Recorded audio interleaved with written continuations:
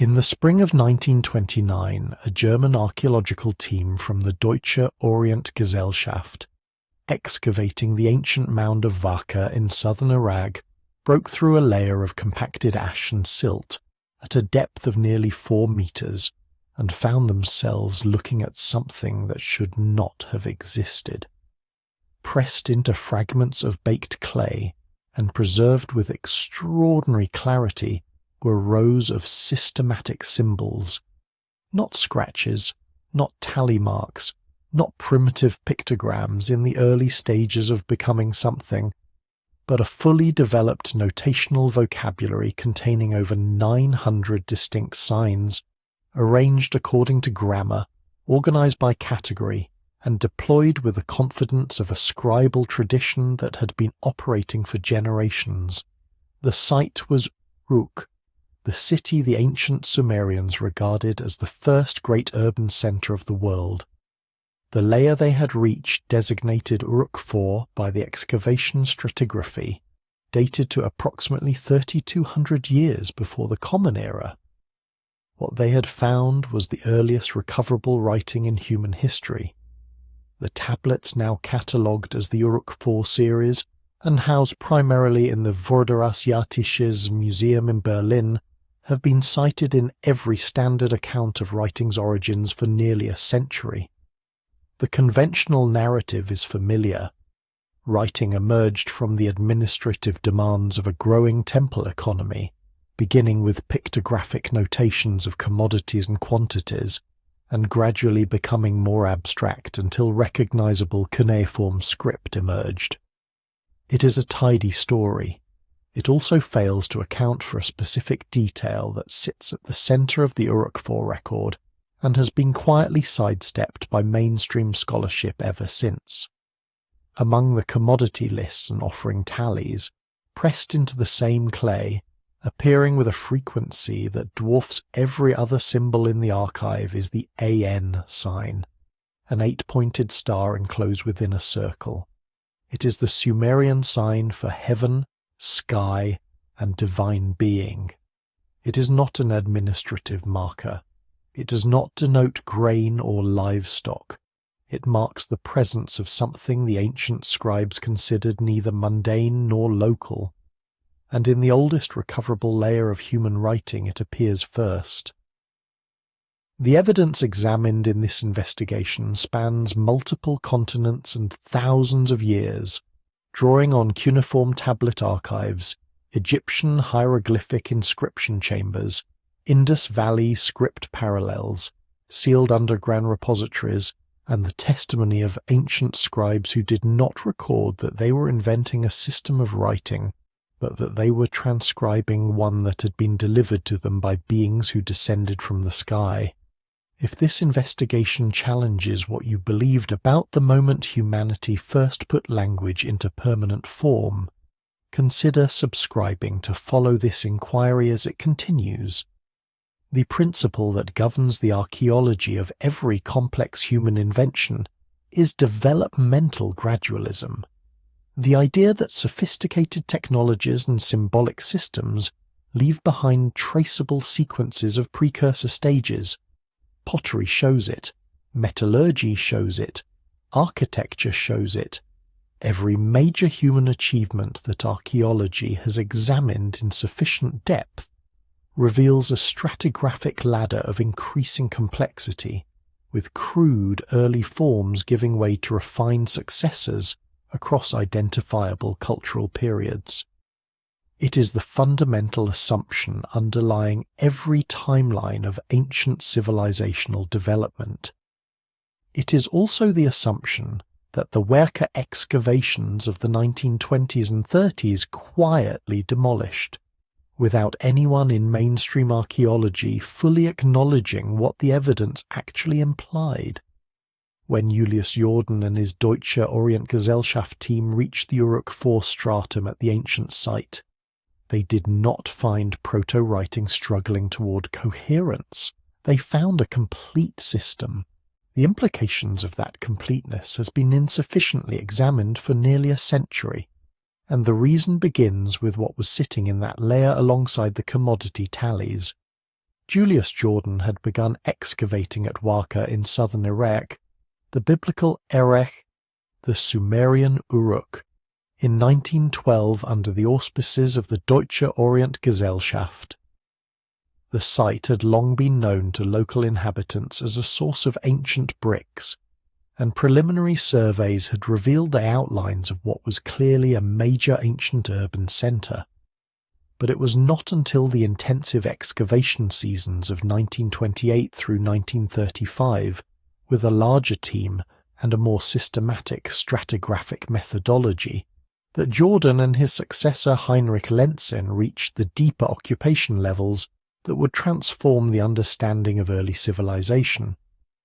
At a depth of approximately 4 meters below the surface of the ancient mound, working through successive layers of compacted debris, ash, and eroded mud brick, the team encountered a transitional stratum that geologists and archaeologists designated the Uruk IV phase. What emerged from that stratum was not what developmental models predicted. Standard developmental models for the emergence of writing predict a recognizable sequence.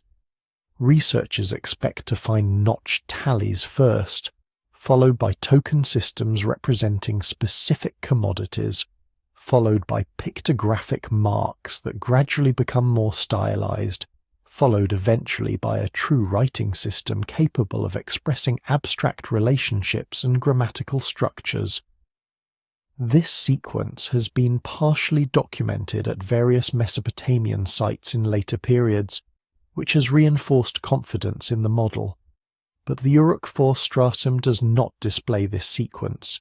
It presents, at its very earliest recoverable level, a notational system already capable of expressing commodity categories, quantities, institutional recipients, personal designations, and, critically, non-economic conceptual categories for which no administrative purpose has been satisfactorily demonstrated. The system did not arrive as a primitive notation struggling to become writing. It arrived as writing. The tablets themselves provide the most direct evidence of this anomaly. The Uruk corpus, spanning both the Uruk IV and Uruk III phases, has been systematically catalogued since the 1960s through an international collaborative effort based primarily in Berlin, with major collections also held at the University of Pennsylvania Museum in Philadelphia, the British Museum in London, and the Iraq Museum in Baghdad. Robert Englund of the Free University of Berlin, who produced the definitive analytical study of the Uruk texts in the 1990s, noted explicitly that the earliest recoverable tablets from the Uruk IV phase show no internal evidence of a prior developmental stage. The sign forms are confident. The compositional grammar is consistent. The institutional vocabulary is in place. There is no archaeological horizon visible beneath the Uruk IV layer at which writing can be observed in the process of being invented.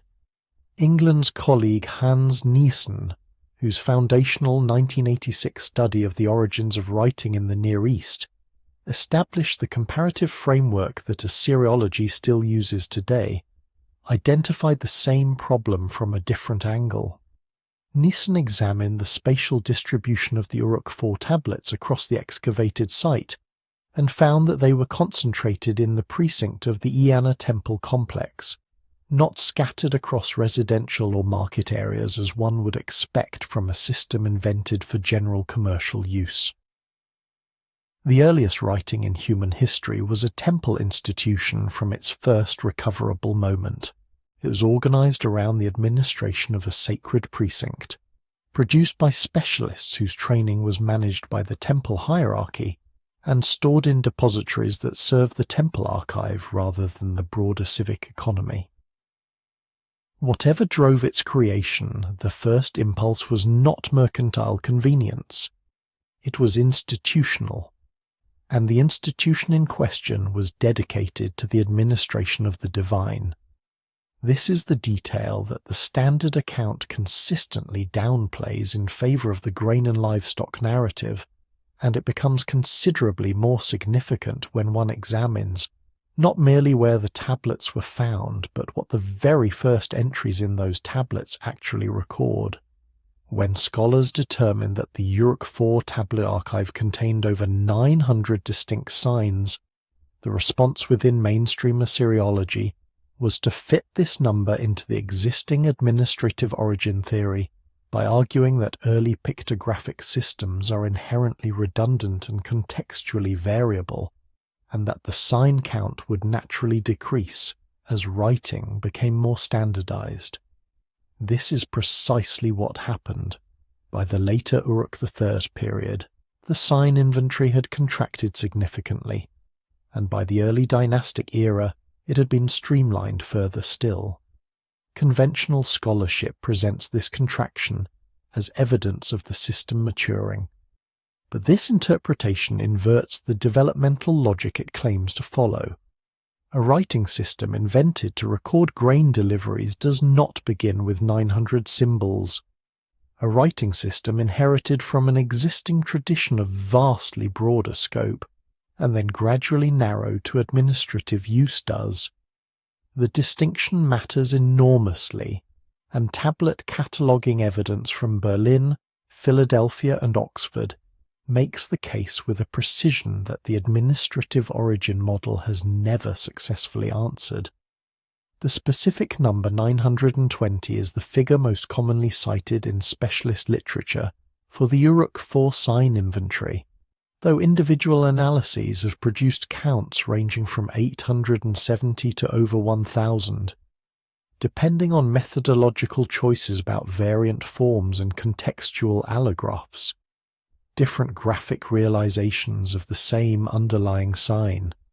Even at the conservative lower estimate, this is an extraordinary vocabulary for a system supposedly at its earliest stage.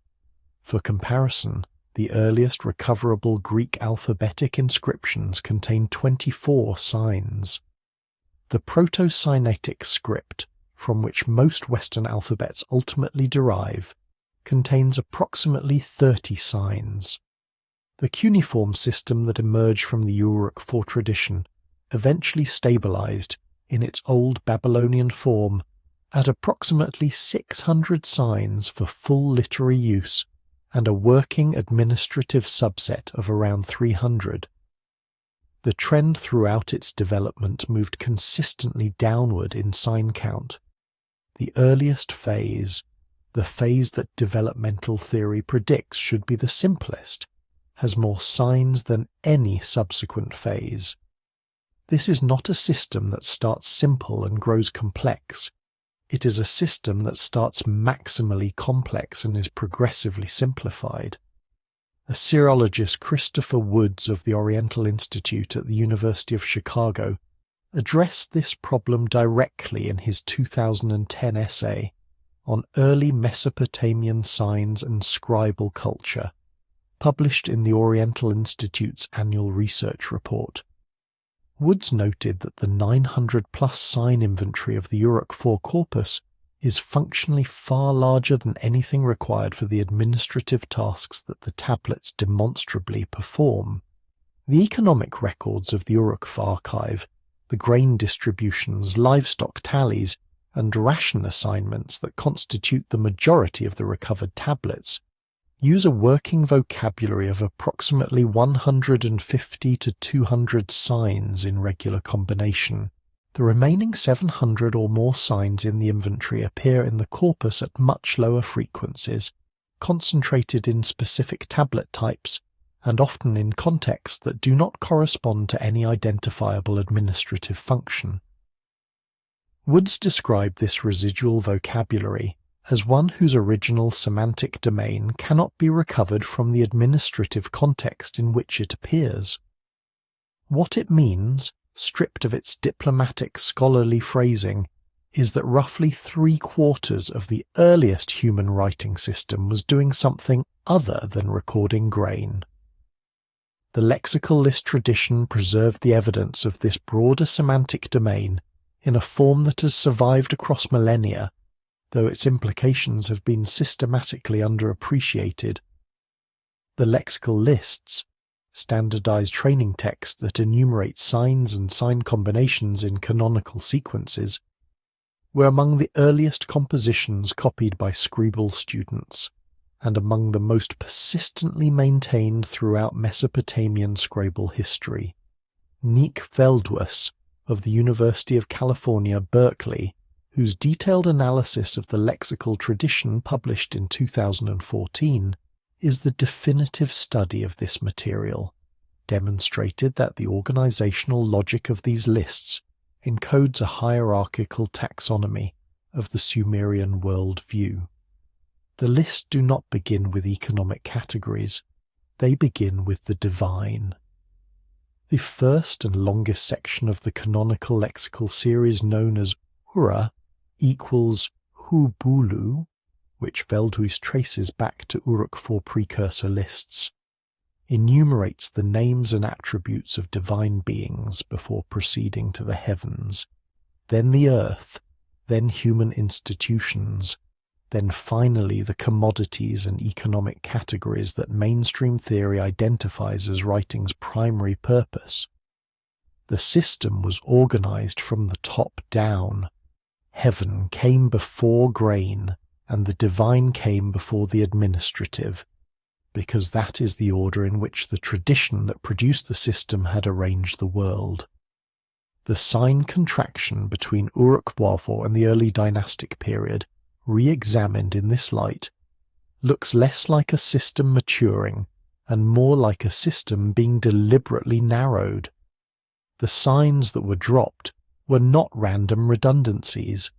They were, in disproportionate number, signs from the upper registers of the lexical hierarchy, the divine and celestial categories that appear at the top of the lists but have limited use in daily economic administration. What survived into the streamlined later tradition was the administrative subset of a sign system whose full scope encompassed far more than administration. And what that broader scope was originally designed to record, the pattern of a specific recurring symbol, makes considerably clearer.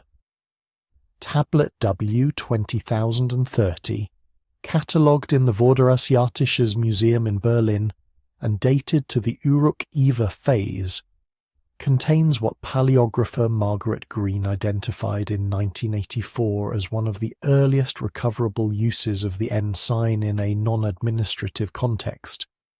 The sign appears not as a modifier attached to a commodity name but as a standalone entry, pressed into the clay with the same deliberate pressure used for the primary record entries surrounding it. Green's analysis, published in the journal Zeitschrift für Assyriologie, noted the anomaly and moved past it. But the frequency data she compiled is extraordinary. Across the Uruk IV corpus, the AN sign appears in association with the very earliest identifiable entries at a rate that exceeds every commodity marker including grain, which conventional theory positions as the primary driver of writing's invention. Whatever the scribes of Uruk were most urgently committed to recording in those first moments of written history, it was not a shipment of barley. It was the presence, authority, and categorical designation of something they marked with the sign for divine heavenly being. The N sign itself is visually straightforward.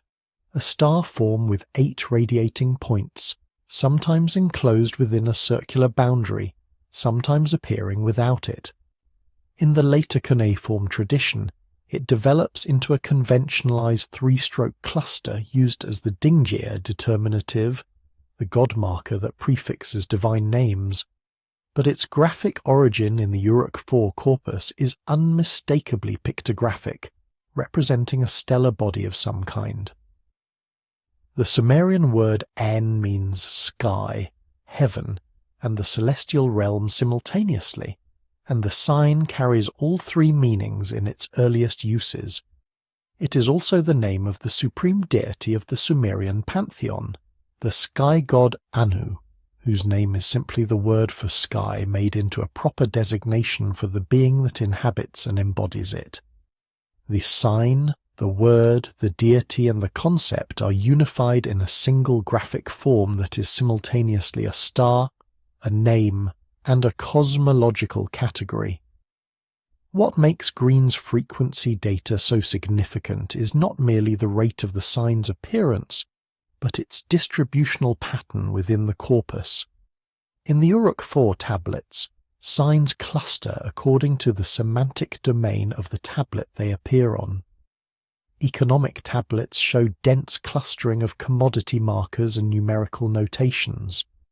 What would be expected if the AN sign were primarily a grammatical modifier is that it should appear broadly distributed across all tablet types, attached to various designations as a qualifying prefix. What Green's data shows instead is that the N sign concentrates in specific tablet types and specific positions within those tablets. Leading positions, the locations where a notation system places its most important categorical designation. It appears first, and most often, in tablets whose other content resists classification as economic administration. This distributional pattern is the signature of a primary categorical term, not a grammatical modifier. The N sign was not decorating the edges of the administrative system. It was anchoring a category of record that sat alongside, and by frequency measurement ahead of, the economic records that conventional theory identifies as the system's reason for being. Assyriologist Gebhard Sells of the University of Vienna, whose research into the divine categories of early Sumerian institutional organization has produced the most detailed examination of the AN sign's early uses, published a study in 2012 in the journal Altorientalische Forschungen that traced the sign's semantic range across the Uruk 4 corpus and the subsequent early dynastic texts. Sells identified that in the earlier strata, the EN designation appears in connection with a cluster of associated signs that describe physical movement between elevated and ground-level locations, the management of light-emitting or thermally significant objects, and the allocation of resources to recipients whose designations are non-human. This cluster does not map onto any known category of Sumerian religious myth or cultic practice as conventionally understood. It maps instead onto what Sells carefully describes as a record of institutional transactions involving entities whose operational domain was celestial. The frequency pattern, the positional priority, and the distributional clustering of the Aeon sign collectively suggest that the scribes who pressed these marks into clay were not incidentally noting the divine alongside the practical. They were primarily noting the divine, and the administrative records of grain and livestock were the secondary layer added to a system whose principal purpose was the documentation of celestial institutional activity. If that reading of the evidence is correct, and the data Green and Sells compiled supports it, then the first writing in human history was not a business ledger. It was something closer to an administrative record of operations conducted by or on behalf of beings designated with the sign for sky. The question of who those beings were and what kind of system existed before the signs were first pressed into Uruk clay receives its most challenging formulation not from the Uruk archive itself, but from an earlier artifact recovered from a different city entirely. The limestone tablet discovered at the site of Tel al-Haimir in Iraq, identified as ancient Kish and now housed in the Ashmolean Museum at Oxford under catalogue reference AN 1923.444, presents a chronological challenge that complicates the standard Uruk origin narrative in ways that have not been resolved.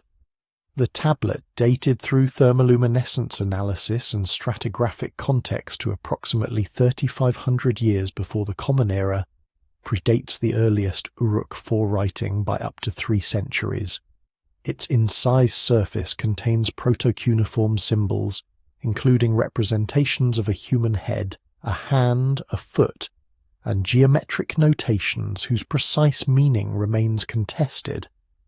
What has not been contested, and what has received almost no attention in popular accounts, is the symbol that appears in the upper register of the tablet's obverse face, carved with greater depth and deliberateness than any of the surrounding pictograms. It is a circular enclosure bisected by radiating lines, a form functionally equivalent to the AN sign of the later Uruk corpus. The Kish tablet may not merely predate the standard account of writing's first appearance. It may indicate that the symbol for divine heavenly presence was the first symbol of all. The Kish tablet was recovered during excavations conducted at Tel al-Uhaymir in 1923 by an expedition jointly sponsored by Oxford University and the Chicago Field Museum, operating under the direction of Stephen Langdon. Langdon, who held the chair of Assyriology at Oxford and was among the most influential Mesopotamian scholars of his generation, recognized the tablet immediately as an object of exceptional importance. Its limestone material was unusual. The vast majority of Mesopotamian writing was pressed into clay, and limestone incising represents a different and considerably more labor-intensive technique that implies deliberate selection of a durable medium over the convenient one. Someone chose to commit these particular marks to stone rather than to the disposable clay of everyday administrative practice. The choice of material alone signals that whatever was being recorded was intended to survive. The tablet's dimensions are modest, approximately 11 centimeters in length and 8 centimeters in width, but its sign inventory is sophisticated. Langdon's initial analysis, published in the Oxford Journal of the Philosophical Society in 1925, identified the signs as proto-cuneiform and noted their resemblance to the Uruk IV corpus. The subsequent debate about the tablet's precise date has been ongoing for the better part of a century, with some scholars arguing for a date contemporary with the Uruk IV material and others, using stratigraphic and thermoluminescence evidence, placing it as much as 3 centuries earlier. The current consensus, most recently articulated by Irving Finkel of the British Museum in a 2015 reassessment of the Kish material, places the tablet in the period immediately preceding the Uruk IV horizon, making it, on the current evidence, the oldest writing yet recovered. The symbols on its face have received repeated analysis without definitive consensus on their reading. The human head, hand, and foot are recognizable as pictographic precursors of later cuneiform signs for body parts. The geometric notations, rows of parallel lines and a set of circular marks, may represent numerical values, though the counting system that would decode them remains unclear. What has not been debated is the presence and primacy of the uppermost symbol, the circular form with internal radiating lines that occupies the position in the upper left register of the obverse face, the location that scribal convention throughout the Mesopotamian tradition reserves for the most important categorical designation of the record. This is the position where, in later administrative tablets, the recipient institution or the authorizing authority appears. On the Kish tablet, the oldest writing surface yet recovered, that position is occupied by a star-form symbol. John Chadwick, better known for his pivotal role in deciphering Linear B, examined photographs of the Kish tablet in the 1960s and noted in a brief published comment that the uppermost symbol bore a structural resemblance to what he called the divine identifier, found in the later Mesopotamian tradition. He considered this a minor notational curiosity and did not pursue it. Subsequent researchers have similarly noted the parallels and moved past them. But the parallel is not minor. If the oldest recoverable inscription in human history begins with the symbol that the subsequent 3,000-year writing tradition of Mesopotamia consistently used to designate divine celestial beings, the most parsimonious explanation is not coincidence, it is continuity. The Kish tablet also raises a geographical point that the Uruk origin narrative consistently elides. Kish was not Uruk. The two cities were separated by approximately 200 kilometers, occupied different ecological zones within southern Mesopotamia, and had distinct institutional and administrative traditions. The presence of a sophisticated, already formed notational system at Kish at a period equal to or earlier than its presence at Uruk implies that writing did not originate in a single administrative centre and spread outward. It implies that both cities were working from a shared tradition, a common ancestral system of notation that predated both of them. The Sumerian scribes who later wrote about where their scribal art came from were consistent on this point. They did not say it came from Uruk. They said it came from the sky, and they preserved in their most carefully maintained literary compositions a detailed account of that transmission, one whose specific claims have never been adequately reckoned with by mainstream scholarship. Among the most significant cuneiform compositions preserved from the early Sumerian period are a cluster of texts collectively referred to by scholars as the Me lists, catalogues of the divine decrees that governed every aspect of civilized existence.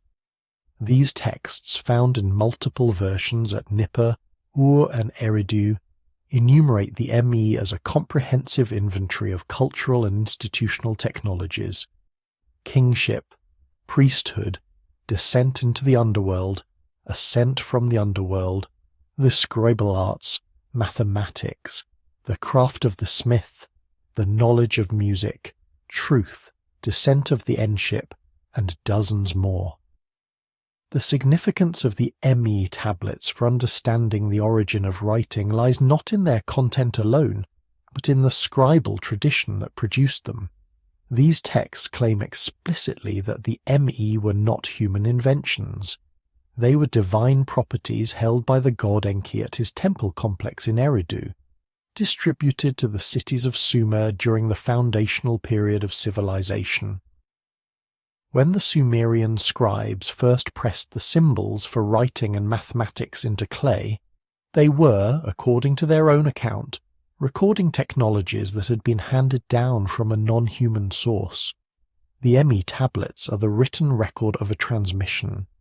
Samuel Noah Kramer, who translated the primary version of the Me list from tablets held in the University Museum in Philadelphia and the Istanbul Archaeological Museum, published his foundational analysis in 1944 in his landmark synthesis of Sumerian mythology.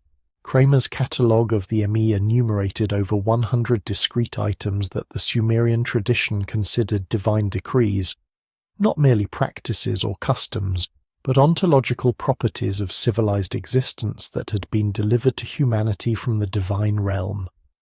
The list includes the scribal arts explicitly, designated in the tablets by a compound Sumerian phrase meaning the craft of the scribe, which is listed alongside the purification of the divine powers and the descent of the gods as a technology of equivalent standing and divine origin. Writing, in the Sumerian understanding of their own history, was not something they invented. It was something they received.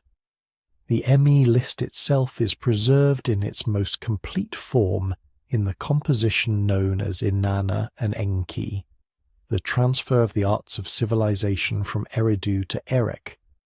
This text, recovered in multiple fragmentary copies that together allow a fairly complete reconstruction, narrates the journey of the goddess Inanna from her city of Uruk to the primordial city of Eridu, the seat of the god Enki, in order to obtain the Me for her city.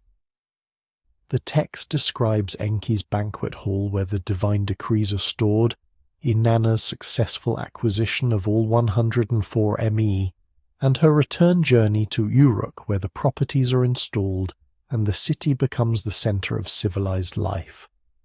The narrative is framed as myth, but its functional content is administrative. a transfer of institutional technologies from one divine center to another, documented with the specificity of a treaty rather than the imagery of a legend. The specific language used for the Emi throughout the Sumerian texts has been the subject of sustained philological analysis. Oke Sjöberg of the University of Pennsylvania, who spent decades refining the reading of the Emi concept in his work on the Sumerian lexicon published through the Philadelphia-based Sumerian Dictionary Project, identified that the term Emii in its root semantic range connotes neither law nor custom in the sense that later classical traditions use those terms. The Mi is better translated as a functional operational principle, a property that makes a thing what it is, that enables its proper operation. The Mi of writing is not the rule that writing exists. It is the active principle that makes writing function as writing. This is a subtle but critical distinction. It means that when the Sumerian texts say the Emi of the scribal arts were held by Enki and delivered to human civilization, they are saying that the operational capacity for writing, the ability to make marks that function as language, was transmitted from a divine source to human practitioners. The Emi tablets do not claim that humans developed writing. They claim that writing was installed. Kramer's treatment of these texts as mythology has been followed by virtually every subsequent mainstream scholar, and the literary designation is not without justification. But the literary form of the Emi text should not obscure their historical claims, which are specific, consistent across multiple independent copies, recovered from different cities, and embedded within a broader scribal tradition that repeatedly and without ambiguity attributes the foundational technologies of Sumerian civilization to non-human sources. The Aduba curriculum that trained Sumerian scribes began, as Veldhuis's analysis of the lexical lists has documented, with the names and attributes of the beings who the tradition said delivered writing to humanity. The scribes who pressed the first marks into Uruk clay were, according to the records they themselves produced, not inventors but recipients, students of a system that had been given to them by something they marked at the very top of their oldest tablets with the sign for the divine inhabitant of the sky. The identity of those beings and the precise mechanism by which the transfer they claimed occurred is encoded in a set of texts that the Sumerian tradition preserved as carefully as any document it ever produced, and decoded through a set of symbols whose deliberate removal from the official archive remains, even now, the most revealing editorial act in the entire history of human writing. The cuneiform texts known as the Abgal traditions, preserved in copies from the Old Babylonian period, but drawing on materials demonstrably older, identify 7 specific figures credited with establishing the foundations of Sumerian civilization before and immediately after the Great Flood. These figures, designated Abgal in Sumerian and Apkallu in Akkadian, were not human scholars. The text described them as beings who came from the sea, who taught the black-headed people the arts of agriculture, metallurgy, astronomical observation, and crucially, writing. The third Abgal, designated Emmeduga in the king list tradition, is specifically credited in the tablet series known as the Seven Sages with establishing the proper forms of the scribal arts and organizing the curriculum of the temple schools. Tablet CBS 11672 in the University of Pennsylvania Museum collection, part of the Nippur archive, excavated between 1888 and 1900 by the University of Pennsylvania expedition, contains a passage in archaic Sumerian that describes Enmeduga as one who set the signs in their correct positions and established the count of the heavenly markings. The first teachers of writing, according to the people who invented writing, were not human. The 7 Abgal are named consistently across multiple independent Mesopotamian sources, spanning more than a millennium of textual transmission. The Babylonian priest and historian Berossus, writing in Greek in the 3rd century before the Common Era and drawing on cuneiform temple archives, to which he had direct access as a serving priest of Marduk at Babylon, describes the first and greatest of the Abgal, whom he renders in Greek as Oannes, in terms that are among the most extraordinary in ancient historical literature. Berossus records that Oannes appeared from the sea during the first year of human civilization, and spent each day among human beings without eating, teaching them the use of letters, sciences and arts of all kinds, the building of cities, the founding of temples, the compilation of laws, and the principles of geometry. At sunset he returned to the sea. Berossus is explicit that this teaching was complete. Nothing of significance has been added since by way of improvement. The Abgal, according to the most detailed ancient account of their activities, delivered a finished body of knowledge, including writing, from which human civilization did not subsequently deviate in its foundations. The 7 Abgal listed in the canonical Sumerian tradition and the Akkadian texts derived from it are Wana, Wanaduga, Enmeduga, Enmegalama, Enmebuluga, Anenlilda, and Utwabzu.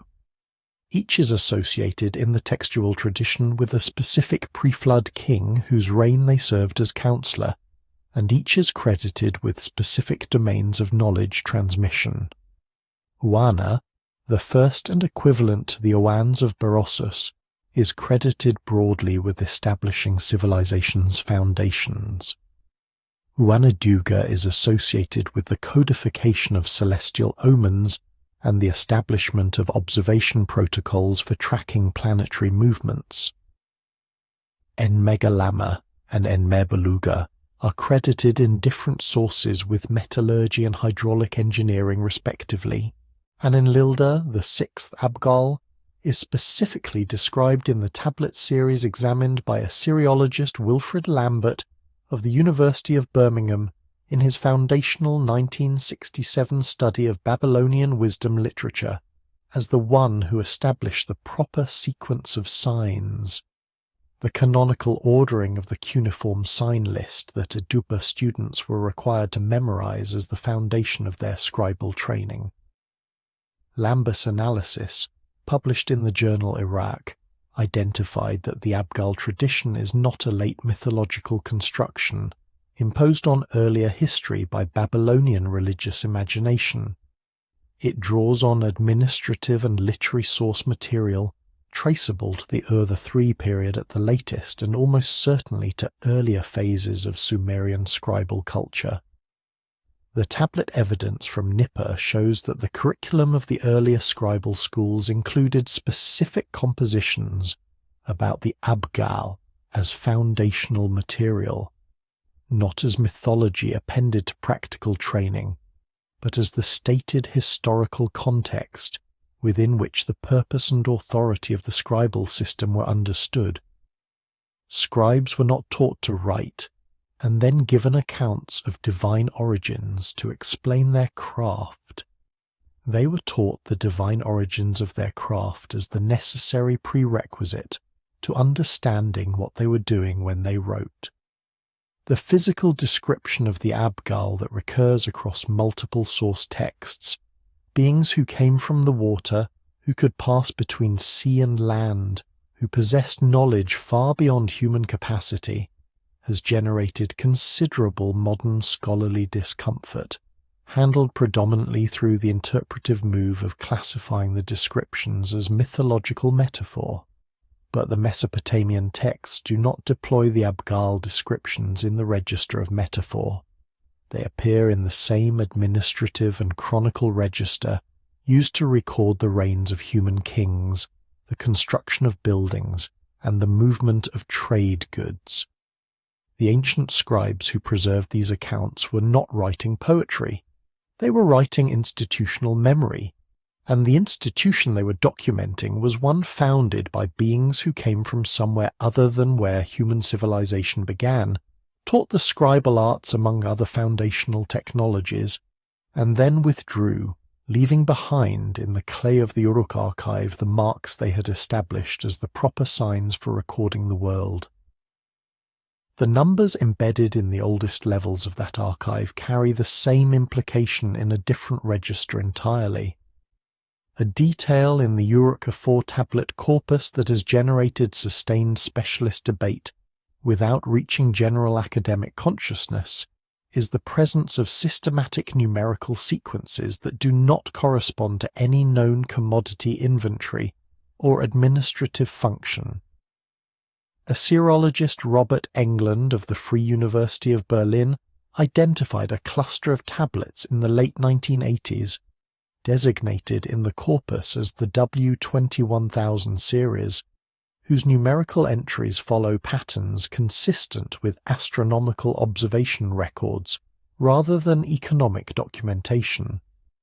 The sequences correspond with remarkable precision to the synodic periods of Venus, the lunar month count, and the base 60 positional notation system the Sumerians used for astronomical calculation. These tablets were found in the same depositional context as unambiguous administrative records, pressed with the same stylus techniques, and dated to the same stratigraphic horizon. If writing was invented for commerce, the presence of astronomical calculation sequences in the inaugural archive requires an explanation that the administrative origin theory has not provided. Englund's analysis suggested the sequences might represent a shared notational infrastructure underlying both economic and astronomical documentation, which implies the system was designed from the beginning to serve both purposes simultaneously. The synodic period of Venus, the full cycle between successive superior conjunctions of Venus relative to Earth, as observed from the ground, requires careful, sustained, multi-generational record-keeping to establish with precision. Babylonian astronomers would eventually track this cycle in records of approximately 584 days per complete synodic return, a figure refined over centuries of systematic observation. The W21000 series tablets do not label their numerical entries with commodity signs identifying grain or livestock. They record sequences of numbers in columnar arrangements that suggest iterative calculation rather than inventory listing. In an inventory tablet, numbers appear once for each commodity being recorded. In these tablets, the same numerical values appear in repeating series, with incremental adjustments that match the computational patterns of astronomical ephemeris tables. The calculation grids that track celestial body positions across successive time intervals. The presence of this kind of iterative astronomical calculation in the founding stratum of human writing is not an administrative feature. It is evidence of a parallel purpose built into the system from its inception. The lunar month count presents an even more striking anomaly. The Sumerian base 60 number system produces a particularly elegant relationship with the lunar cycle. 29.5 days per lunar month multiplied by the 12-month Sumerian year yields 354 days, a figure that relates to the solar year of 365.25 days through ratios expressible as simple fractions in base 60. The adjustment calculations required to reconcile lunar and solar years, the intercalation protocols that prevent calendar drift, appear in the W21000 series in a form that, as Englund noted in his 1992 analysis published in the series Cuneiform Monographs, is functionally identical to the calculation methods documented in the much later Old Babylonian astronomical texts.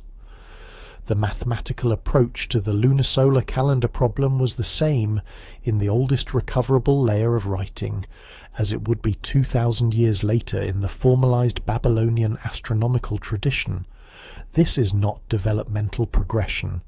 It is transmission of a fixed method across an extended period without modification. The implications of the base 60 number system itself have been insufficiently examined in popular accounts of Mesopotamian civilization. Human beings, working from the most anatomically immediate reference points available, fingers, would naturally tend toward base 10 or base 20. The practical divisibility advantages of 60, while real, are not self-evident to anyone who has not already been working with large number sets, where divisibility by multiple factors matters. Historian of mathematics Otto Neugebauer, whose foundational work on Babylonian mathematics published in 1955 established the field as a serious academic discipline, noted this paradox explicitly. He observed that the base 60 system presupposes a level of mathematical sophistication that makes its spontaneous emergence from a primitive commercial notation system highly implausible. The system is too refined, too mathematically capable, to have begun as a tally system invented for grain distribution.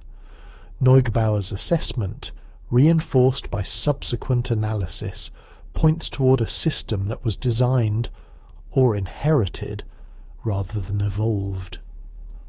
The astronomical sequences in the Uruk-hai archive support this interpretation by demonstrating that the base 60 system was being used for astronomical calculation from the moment writing first appears. If the system was designed for astronomical purposes and then applied secondarily to commerce, the presence of astronomical data in the founding archive is exactly what one would expect. If the system was invented for commerce and only later applied to astronomy, the astronomical sequences in the founding archive require an explanation that the administrative origin theory has never provided. The identity of who designed the system and for what original purpose connects directly to the grammar of the scribal system itself, specifically to a feature of that grammar that conventional accounts present as a late refinement, but that the earliest evidence reveals was present from the very beginning. The Dingir sign, a cuneiform determinative used throughout the Mesopotamian scribal tradition to mark the names of divine beings, is conventionally presented as a grammatical feature that developed organically within the cuneiform system as it matured from pictographic origins. It appears as a stylized star form, closely related to the AN sign, but used specifically as a categorical prefix that identifies whatever follows it as a deity or divine entity. The problem with the conventional developmental account is temporal. Cuneiform determinatives are typically late-developing features of a writing system, grammatical refinements that appear after the basic notational vocabulary has been established and the system has been in use long enough to require disambiguation tools. The Dingir determinative, however, appears in the Uruk-IV stratum in uses that suggest it was not a refinement but a foundational feature. Philologist Nick Veldhuis of the University of California, Berkeley, documented in his 2014 analysis of the lexical text tradition that the divine determinative appears in the earliest recoverable lexical lists, which are the training texts used to teach scribes, at a position of categorical primacy, before commodity terms, before personal names, and before any administrative vocabulary. The scribal system was organized from its foundation around the identification of divine beings. The concept of a determinative in ancient writing systems is technical and merits precise explanation in the context of this evidence.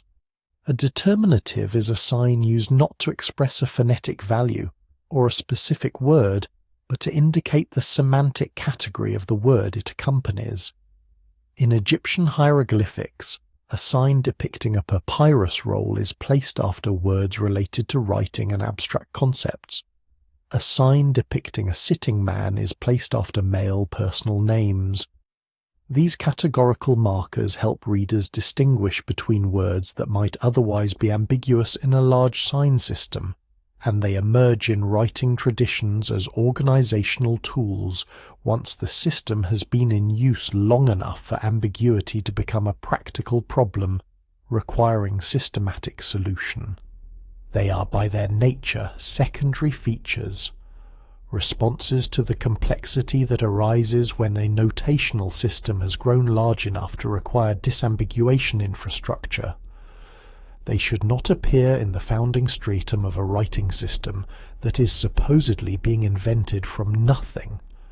The Dinge sign's presence in the Uruk-4 stratum as a functional categorical determinative is therefore precisely the kind of anomaly that the developmental account cannot accommodate without significant modification. Veldhuis's analysis documents not merely that the sign appears early, but that its earliest uses are systematically grammatical rather than pictographic. In the pictographic phase of any writing system's development, signs are used for their direct representational value. A picture of a head means head, a picture of a grain stalk means grain.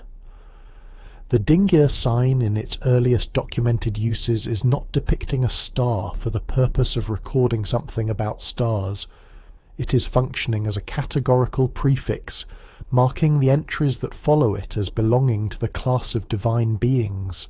This is a grammatical use, not a pictographic one, and grammatical uses of signs presuppose a system that has already established the sign's categorical function through prior convention. The convention was already in place before the earliest tablets were pressed.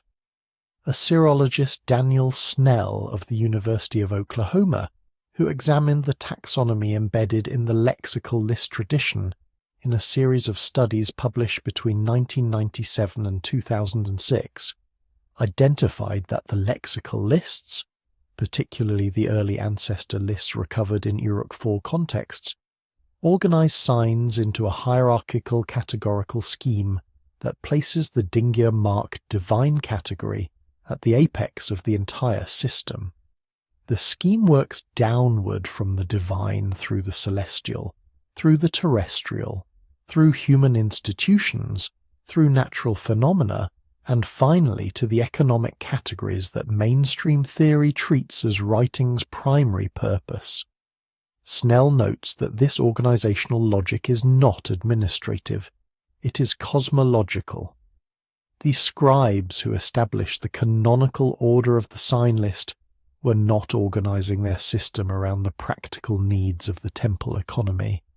They were organizing it around a complete worldview in which the divine occupied the top of every hierarchy of significance, a worldview that was already fully formed when the system began, a scribal tradition that establishes, from its very first recoverable moment, a comprehensive cosmological taxonomy with divine categories at its apex, and that deploys sophisticated grammatical features requiring an established prior convention, is a tradition that did not begin with the tablets currently recognized as its oldest examples.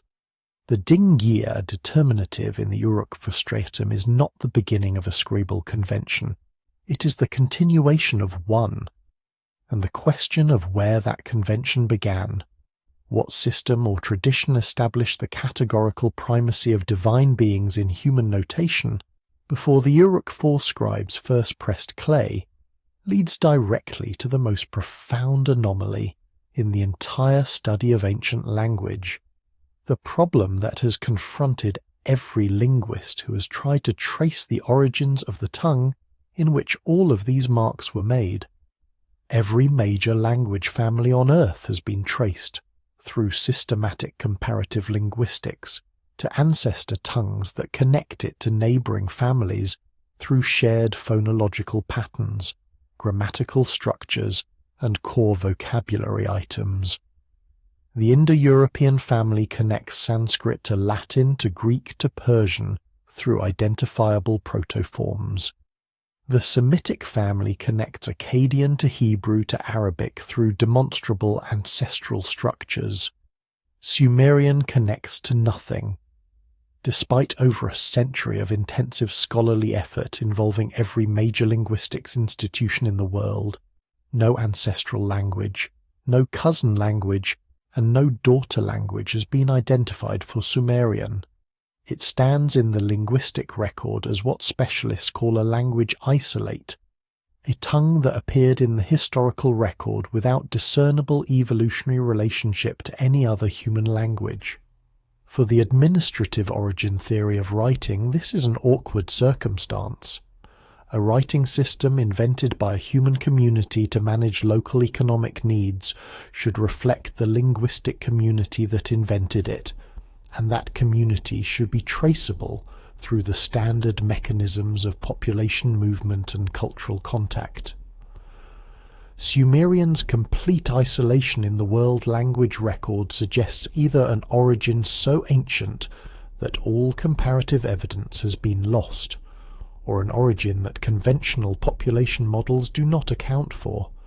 The methods of comparative linguistics are robust and have proven reliable across hundreds of language families by systematically comparing core vocabulary items, terms for numbers, body parts, basic natural phenomena, kinship relationships. Linguists identify cognate words sharing common ancestors, reconstruct proto-languages that have left no written record, and trace the movements and relationships of human populations across millennia. The reconstruction of Proto-Indo-European, the ancestral tongue of the language family that includes English, German, Hindi, Russian, Greek, and Latin, has been one of the major achievements of modern linguistics. Its basic vocabulary, grammatical structure, and phonological system have been recovered with substantial confidence, even though no text written in it has ever been found. The power of the comparative method is such that it works even without documentary evidence. Phonological patterns and core vocabulary correspondences leave enough residue in daughter languages to permit reconstruction of the parent. Sumerian leaves no such residue in any documented language. Linguist Gonzalo Rubio of Pennsylvania State University, whose comprehensive survey of proposed Sumerian linguistic connections, published in 2001, represents the most thorough modern assessment of the problem, examined every serious proposal for Sumerian external genetic relationships produced since the 19th century. These proposals have connected Sumerian to Dravidian, to Tibeto-Burman, to the Austronesian family, to various African language groups, to Basque, and to a range of other isolates and proposed proto-language systems. Rubio's assessment of each proposal is consistent. The proposed correspondences do not survive rigorous comparative methodology. The phonological matches are not systematic. The grammatical parallels are typological rather than genetic. The vocabulary correspondences are too few and too scattered to demonstrate common descent. None of the proposals, he concluded, rises above the threshold of chance resemblance. Sumerian is genuinely isolated in a way that no other well-documented ancient language is. The grammatical structure of Sumerian compounds the isolation problem by being unlike any neighboring language in its fundamental architecture.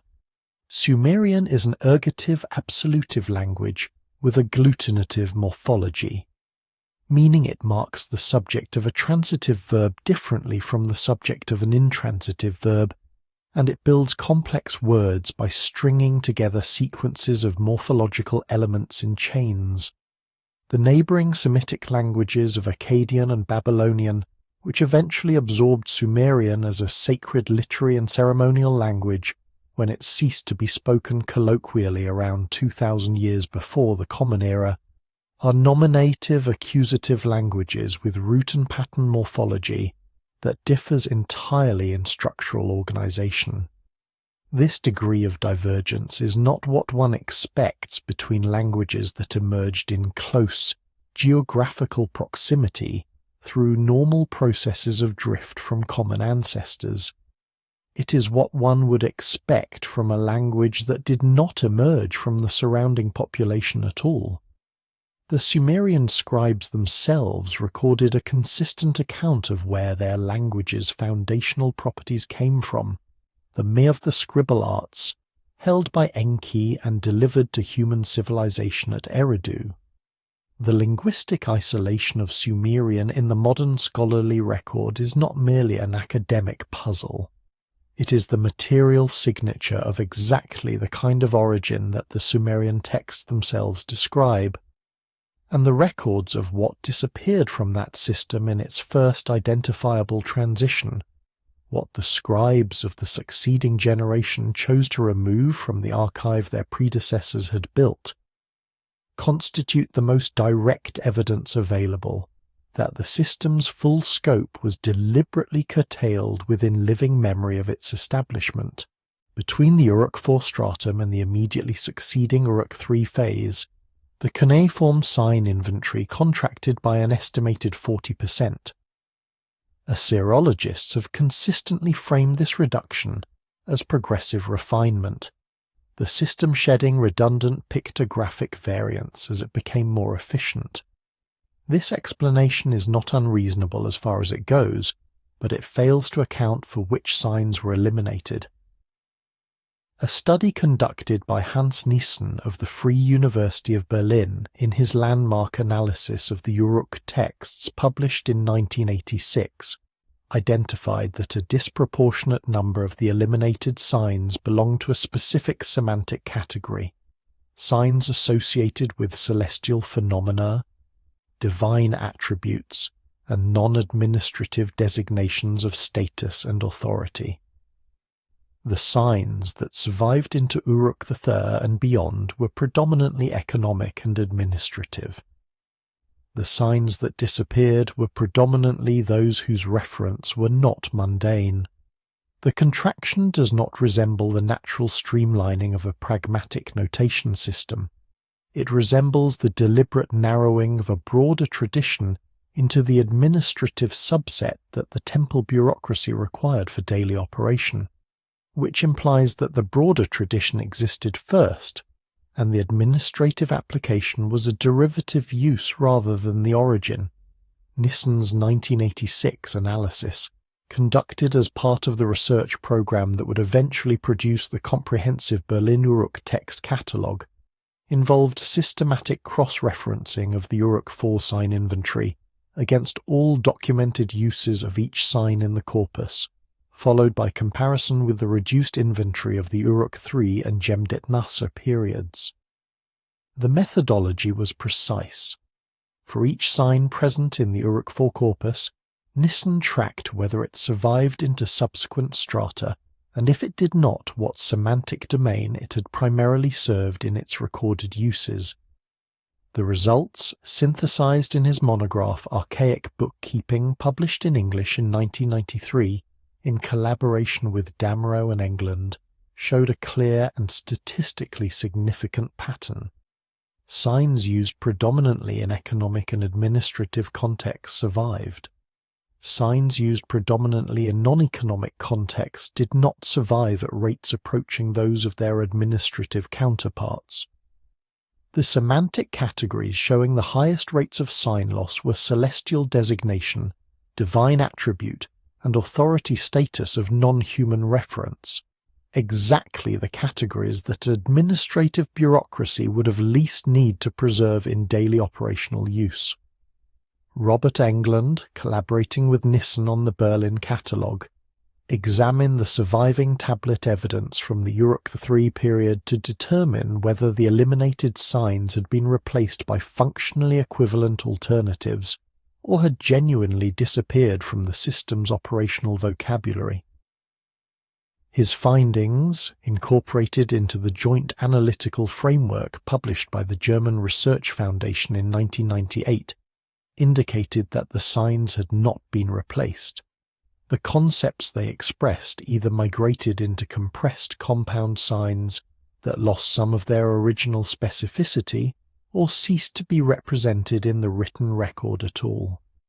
The latter category, concepts that the Uruk 4 system could express and the Uruk 3 system could not, concentrated in the divine and celestial semantic domains. The Uruk 3 scribal system had less capacity to express divine and celestial concepts than its predecessor. It had not matured into something more sophisticated. In specific and identifiable domains, it had been made less capable. Peter Damerow of the Max Planck Institute for the History of Science, whose career was devoted to the cognitive and computational dimensions of early writing and mathematics, addressed the implications of this semantic contraction in a paper presented at the Leipzig Symposium on the Origins of Writing in 2003. Damerow argued that the sign contraction between Uruk 4 and Uruk III cannot be explained by any cognitive or economic developmental model, because no developmental model predicts loss of expressive capacity in domains that were demonstrably part of the system's original vocabulary. Development, in every domain where it has been systematically studied, adds capacity. It does not remove it from specific semantic regions while preserving it in others. The selective character of the contraction, Damerow argued, is the signature of an institutional decision rather than a developmental process. Someone, or some institutional authority, decided that certain categories of content would no longer be part of the official scribal record. The pattern becomes even clearer when the surviving corpus is examined for what the Uruk Thayer's tablets actually record in the domains where the Uruk 4 system had capacity, and the Uruk Thayan system lost it. The answer, consistently, is nothing. The Uruk 3 Administrative Archive does not replace the lost divine and celestial vocabulary with simplified alternatives. It simply stops recording in those domains. The temple economy continued to function. The grain kept flowing, the livestock kept being counted, the rations kept being distributed. But the category of institutional activity that required the AN sign, the Dingir determinative in its broadest non-administrative use, and the cluster of celestial designation signs that cells identified, that category of activity ceased to leave a mark in the official archive. The activity itself may have continued. The record of it was removed, and the most direct physical evidence of that removal, the material trace left by the specific moment when a particular sign was scraped from a specific tablet by deliberate manual action, points toward a discovery in the Berlin collection whose full implications remain even now to be reckoned with. Between 1888 and 1900, 4 seasons of excavation at the ancient city of Nippur by the University of Pennsylvania expedition, under the direction of John Henry Haynes, produced approximately 60,000 cuneiform tablets, the largest single archive recovery in the history of Mesopotamian archaeology. The tablets, divided between the University of Pennsylvania Museum in Philadelphia, the Istanbul Archaeological Museum, and the Iraq Museum in Baghdad, include administrative records, literary compositions, lexical lists, astronomical texts, and a category of documents whose classification has remained actively contested since their initial publication. These are the texts designated as theological or mythological by default, texts that describe the activities of divine beings in language that is not poetic, not metaphorical in its grammatical structure, and not organized as narrative fiction, but that reads instead in the dry, matter-of-fact register of administrative reporting. The Nippur archive contains detailed records of divine council proceedings, territorial assignments, resource allocations to specific divine administrators, and personnel rosters for divine operations, all written in the same bureaucratic Sumerian used for grain inventories. The question of whether these documents preserve mythological invention or institutional memory of actual administrative structures has not been resolved. It has simply been set aside.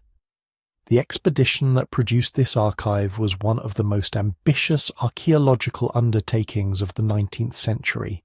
Haynes and his team, working under the institutional sponsorship of the American Oriental Society and the University of Pennsylvania, conducted 4 major seasons of excavation at the mound of Nufa in central Iraq, identified with certainty as the ancient religious capital of Nippur. The scale of the recovery was extraordinary by any standard of the period. Crates of tablets were shipped to Philadelphia and to Istanbul, where they were distributed according to political agreements negotiated with the Ottoman administration. The process of cataloguing, translating, and publishing this material has continued for over a century and remains incomplete. Significant portions of the Nippur tablet collection have not been published as of the current decade, a circumstance that itself warrants attention given the contested nature of some of the material that has been made available. The category of Nippur tablets generating the most sustained specialist disagreement is the group Samuel Noah Kramer designated as Sumerian myths in his foundational translation work, while simultaneously noting in technical footnotes that the grammatical and stylistic register of these compositions differs systematically from the narrative mythology of other ancient cultures. The Nippur texts that describe Anunnaki administrative activities are not organized as stories with dramatic structure, character development, or narrative resolution. They are organized as proceedings, sequential records of decisions made, territories assigned, resources allocated, and personnel designated for specific functions. The text designated CBS 6703, one of the better preserved examples of this category, in the University of Pennsylvania collection, records what appears to be a formal council session at which a senior divine figure addresses subordinate divine administrators regarding the territorial division of southern Mesopotamia. The text assigns specific cities to specific divine administrators, specifies the resources each administrator will receive for operational purposes, and records the formal ratification of these assignments by the council as a whole. The compositional structure is identical to a Sumerian administrative decree. The content concerns the governance of the divine. Thorkild Jacobson of Harvard University, whose career was devoted to the study of Mesopotamian religion, and whose 1976 synthesis, The Treasures of Darkness, remains the most sophisticated intellectual history of Mesopotamian religious thought, identified this structural feature of the divine administrative texts as their most significant characteristic. Jacobson proposed that the Sumerian conception of divine governance was modeled on human assembly-based decision-making, that the Sumerians imagined their gods as operating in the same way that their own city-state assemblies operated. This interpretation, while intellectually elegant, produces a logical problem that Jacobson acknowledged but did not fully resolve. The Nippur texts describe divine administrative structures that are considerably more elaborate and precisely detailed than any documented Sumerian human governance system. The divine administration in these texts has hierarchies, territorial subdivisions, resource accounting mechanisms, and personnel oversight procedures that exceed the organizational complexity of any human institution Sumer produced. If the divine administrative model was derived from human governance, the human institutions being modeled should be at least as complex as the model. They are not. The divine administration in the Nippur texts is more sophisticated than any human administration the Sumerians built. This is the wrong direction of causation for Jacobson's derivation hypothesis. and it points toward a possibility that the texts themselves suggest directly, that the human administrative systems were modelled on the divine ones, because the divine administrative structures were the ones that existed first. The same pattern, sophisticated, consistent, administratively organised knowledge appearing in contexts that resist conventional classification, presents itself in writing systems half a world away from Mesopotamia in ways that raise questions no model of independent development has satisfactorily addressed. The Indus Valley script, used at sites including Mohenjo-Daro, Harappa, and Dholavira in the Indian subcontinent between approximately 2600 and 1900 years before the Common Era, remains one of archaeology's most consequential undeciphered systems.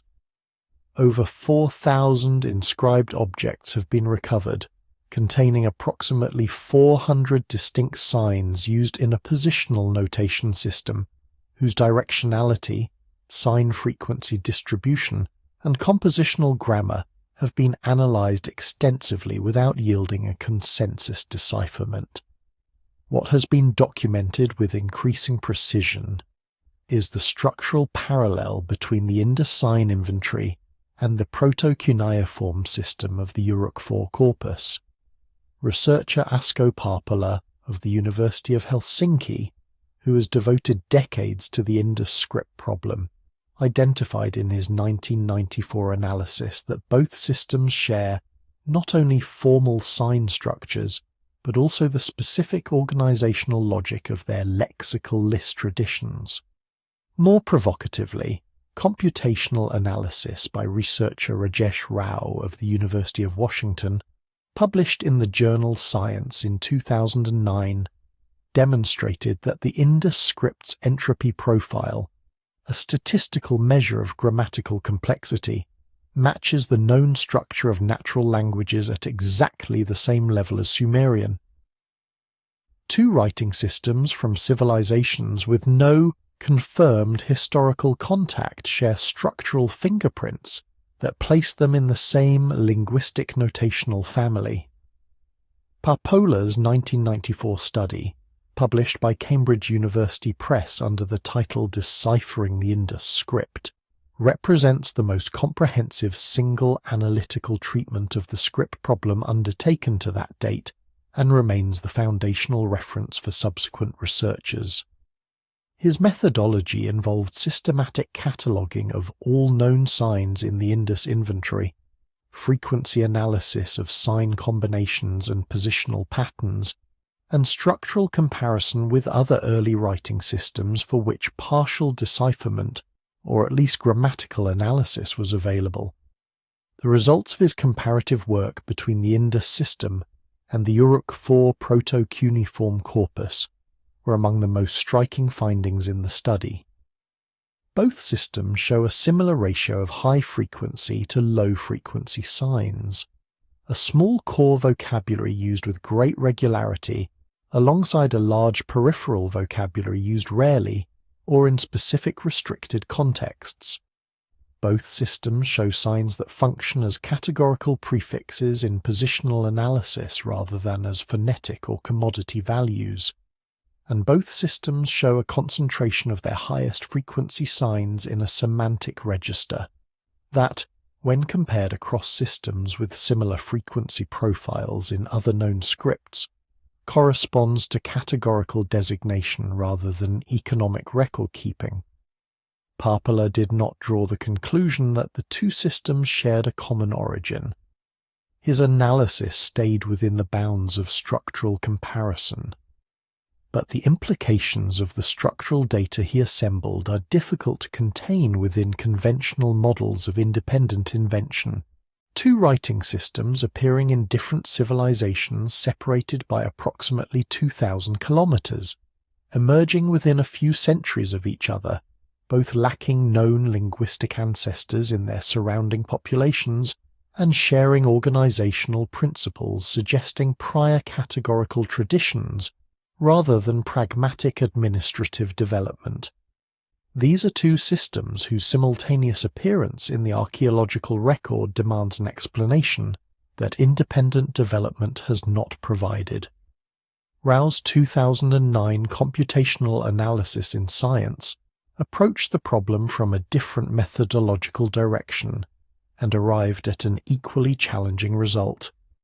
Rao and his colleagues applied information theoretic analysis, specifically the measurement of conditional entropy in sign sequences, to the Indus script corpus, comparing the results against the conditional entropy profiles of known writing systems, known linguistic systems, and known non-linguistic symbolic systems such as DNA sequences and musical notation. The finding was unambiguous. The Indus script's conditional entropy profile matched natural language coding at a level that distinguished it cleanly from both non-linguistic symbol systems and from artificially simple notation systems. When the same analysis was applied to the Uruk-4 proto-cuneiform corpus, the conditional entropy profiles of the two systems were found to be statistically comparable. This does not prove a common origin. It demonstrates a common level of organizational sophistication that, combined with the structural parallels Parpola documented, constitutes a degree of correspondence that the independent invention hypothesis has not accounted for. The geographical gap between the Indus Valley and Mesopotamia is real, but not a vacuum.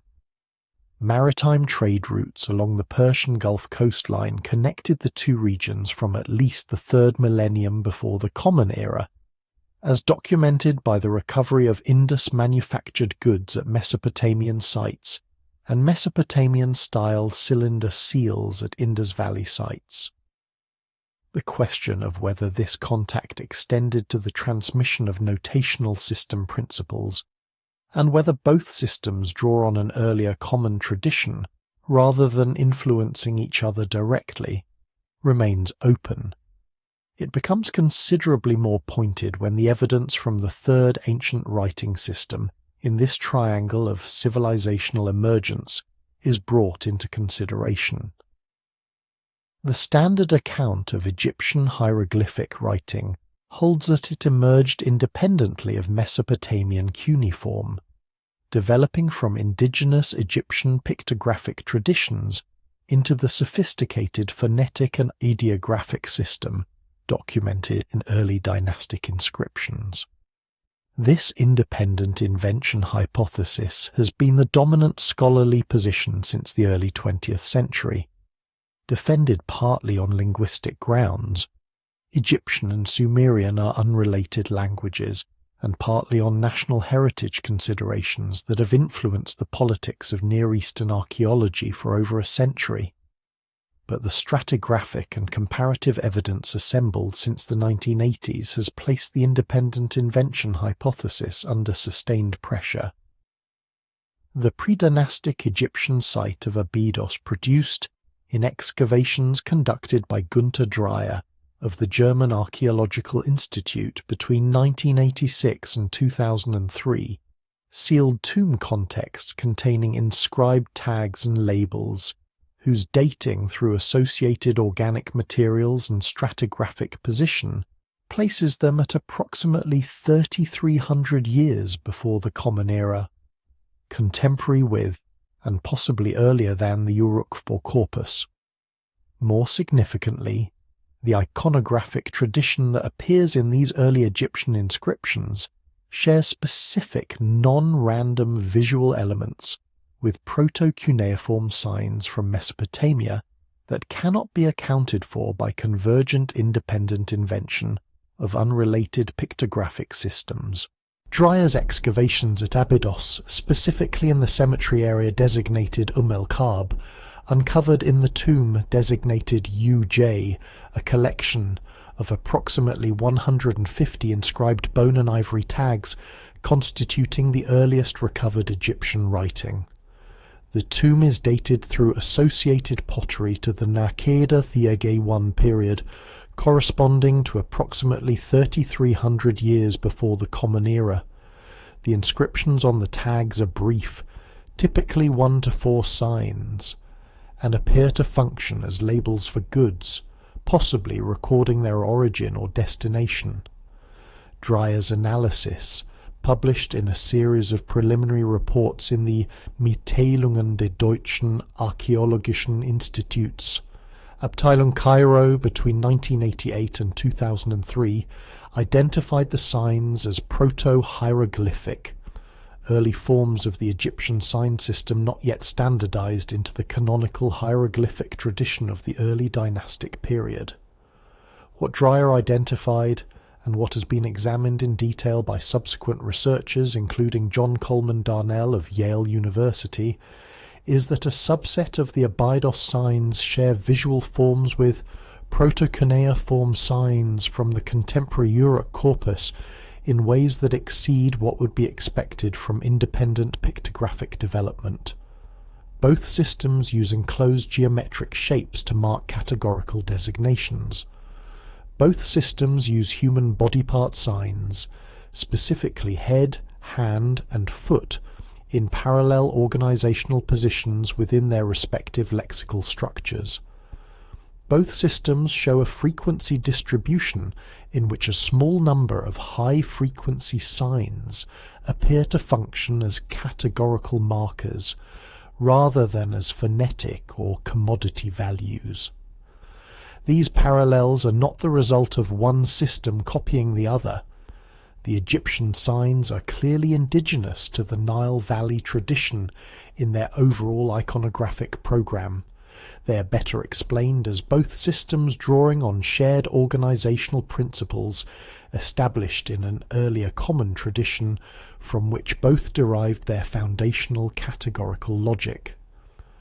Egyptologist John Baines of the University of Oxford, who addressed the question of hieroglyphic origins in a comprehensive survey published in 2004 in the volume The First Writing, edited by Stephen Houston at Cambridge University Press, acknowledged that the Abydos evidence creates genuine problems for the independent invention hypothesis without resolving them.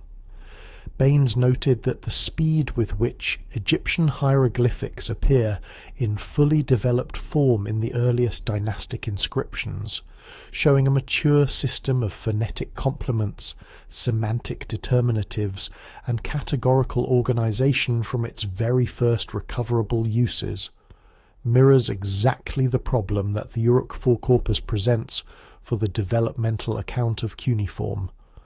Both systems appear with their organizational infrastructure already in place. Both show the categorical structures that take other writing systems generations to develop, and both appear at approximately the same moment in the archaeological record, in civilizations that, while not without contact, have no demonstrated relationship deep enough to account for the structural parallels through direct transmission. The evidence that best resolves these parallels, not through contact between the two civilizations but through a common antecedent tradition that predated both, is the same evidence that explains why the Uruk-4 scribes were erasing specific signs from their administrative records at the very moment the Egyptian tradition was pressing its first marks into clay. Both civilizations were, at the same historical moment, inheriting a system and deciding what portions of it would be carried forward into the official record. The physical trace of one such decision survives in a single tablet in a Berlin Museum collection, and it is more revealing than any other artifact yet recovered from this period. In the collections of the Vorderasiatisches Museum in Berlin, among the Uruk-4 tablets recovered from the Jana precinct excavations, a single tablet designated W 17007 has been the subject of a low-profile specialist debate since its detailed examination in the 1970s. The tablet, a standard administrative format recording temple allocations, presents on its obverse face a surface anomaly in the third column of its inscription that high-resolution photography and subsequent multispectral imaging have confirmed is not a manufacturing defect. The clay in this column has been smoothed after initial incision. The original symbol pressed into the surface scraped away, and the surface re-leveled before the tablet dried, leaving a slight depression and a faint ghost of the underlying sign visible under raking light. What was removed is partially recoverable. The surviving ghost impression contains the lower portions of a sign that specialist analysis suggests matches the composite form of the AN sign combined with the Dingir determinative. The celestial divine being marker pressed into an administrative record and then deliberately erased before the tablet entered the archive. Someone, working in the scribal offices of the Iana temple in Uruk, approximately 5,000 years ago, decided that this particular designation did not belong in this particular record. The erasure is the oldest editorial decision in human history. The technical analysis that confirmed the erasure was deliberate rather than accidental was conducted in 2 phases separated by approximately 3 decades. The initial examination of the surface anomaly was performed by Ursula Seidel of the Berlin Museum's curatorial staff in 1973, who noted in a published catalogue entry that the 3rd column of the tablet's obverse face showed evidence of post-inscription surface intervention. Seidel's language was careful. The entry noted the anomaly without speculating on its cause, and the observation attracted little subsequent attention in the specialist literature. It was the application of multispectral reflectance imaging to the tablet in 2011 as part of the digitization program conducted by the Cuneiform Digital Library Initiative in collaboration with the Berlin Collection that resolved the question of the anomaly's character. Multispectral imaging illuminates a surface with light at multiple wavelengths beyond the visible spectrum, capturing reflectance data that reveals surface features invisible to standard photography. When applied to clay tablets, the technique can detect residual impressions in the substrate created before the clay dried, even when the surface above those impressions has been subsequently smoothed. The images produced by the 2011 analysis of W17007 showed a ghost impression in the smoothed area of the 3rd column sufficiently clear to permit partial sign identification. Approximately 40% of the original sign's total area survived below the smoothing level. The surviving portion contains the characteristic angular strokes of the lower register of the N sign's star point formation, combined with what appears to be the initial downward stroke of the Dingir determinative's triple wedge cluster. The identification is not certain. The surviving portion is insufficient for a definitive reading, but the composite form it suggests is consistent with what would be produced by a combined AN Dingir marker applied to designate a specific celestial divine entity. Assyriologist and epigrapher Jacob Dahl of the University of Oxford, who examined the multispectral imaging data as part of the Cuneiform Digital Library Initiative's analytical program, noted in a working paper circulated among project participants that the character of the erasure is inconsistent with routine scribal correction. When Mesopotamian scribes made errors in inscription, the standard correction procedure was to smooth the error and reinscribe the correct sign in the same location. The smoothed area on W17007 does not contain a reinscribed correction. The space where the erased sign stood was left blank. A sign was removed from this tablet and nothing was put in its place. This is not correction, it is deletion. The significance of this deletion extends beyond the individual tablet to the broader pattern of sign contraction, documented by Nissen and England across the Uruk IV to Uruk III transition. The erasure on W17007 is an individual instance of the same process that Nissen identified at the corpus level, the removal of divine celestial designation from the official administrative record.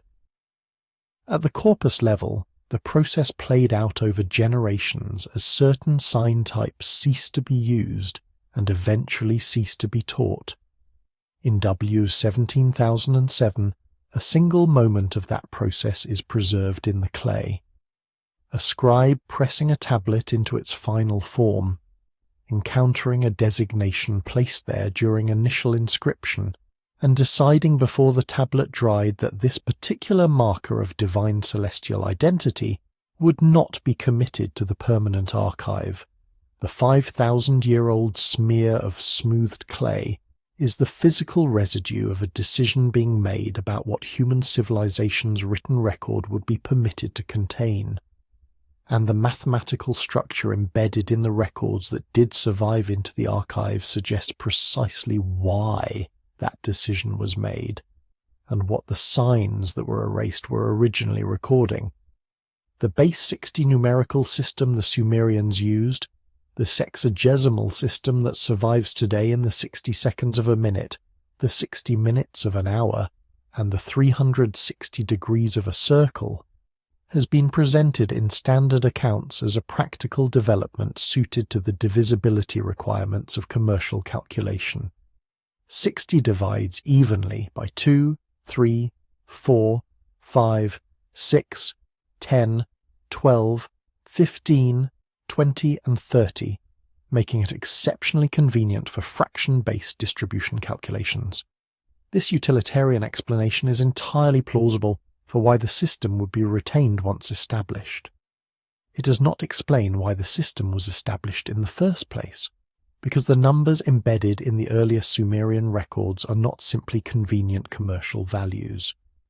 The Nippur tablet designated CBS 13942, analyzed by mathematician and historian of science Jens Heurup in his 2002 study of Mesopotamian mathematical thought, contains numerical sequences in the right column, whose values correspond not to commodity quantities, but to the precise angular measurements required to track the precessional cycle of the equinoxes.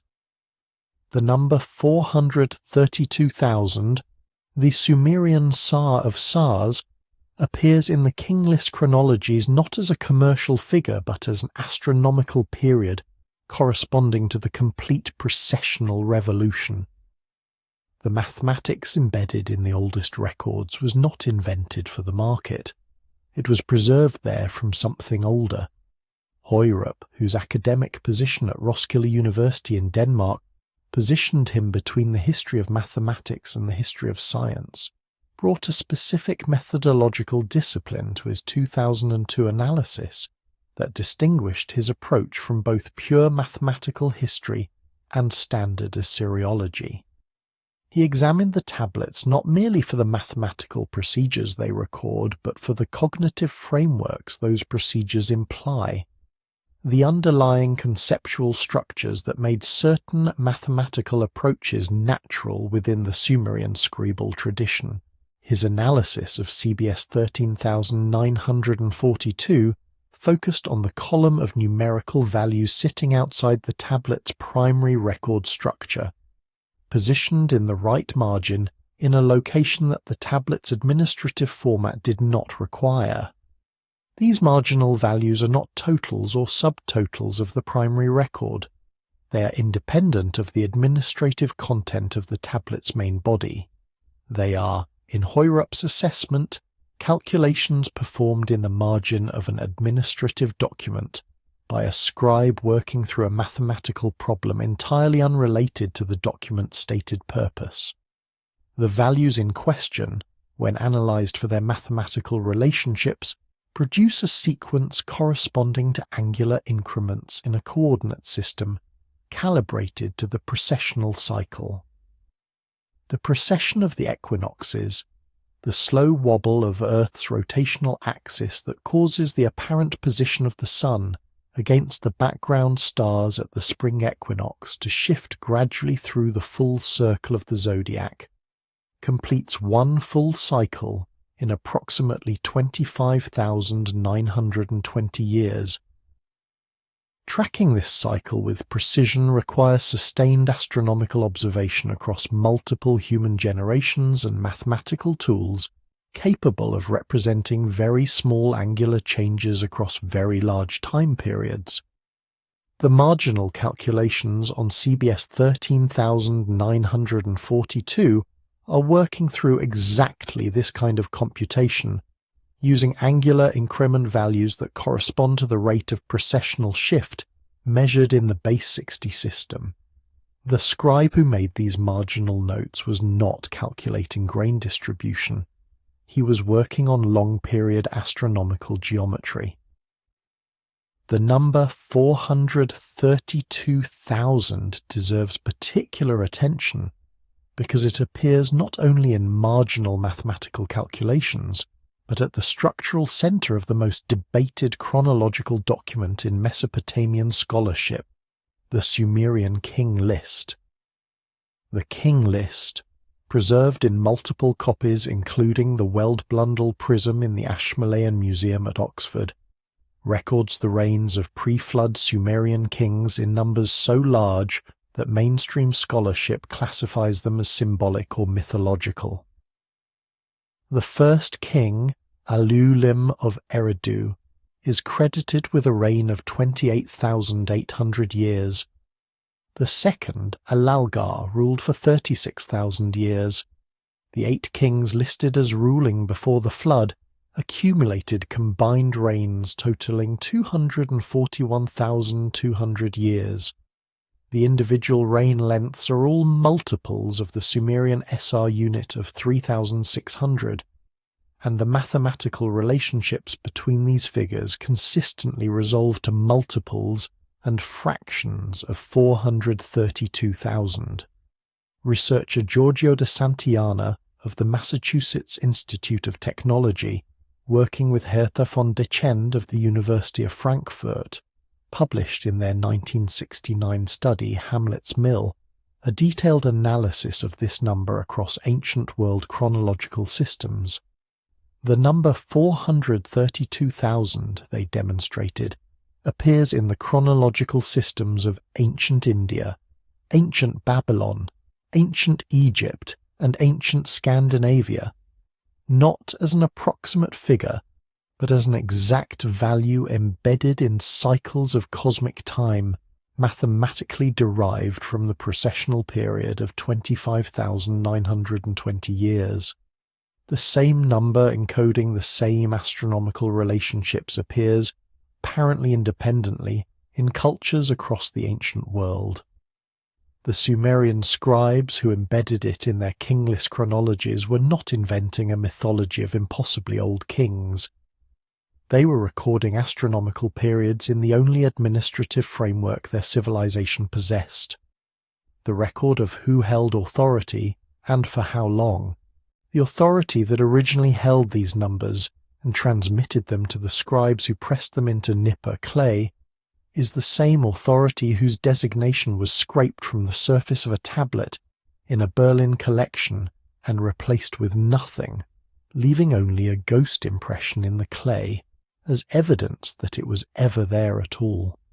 During the 1995 season of excavation at ancient Nippur, conducted under the joint auspices of the Oriental Institute of the University of Chicago and the Iraqi Department of Antiquities, a ground-penetrating radar survey of the Akur Temple precinct identified anomalous subsurface features at a depth consistent with pre-Earth 3 construction levels.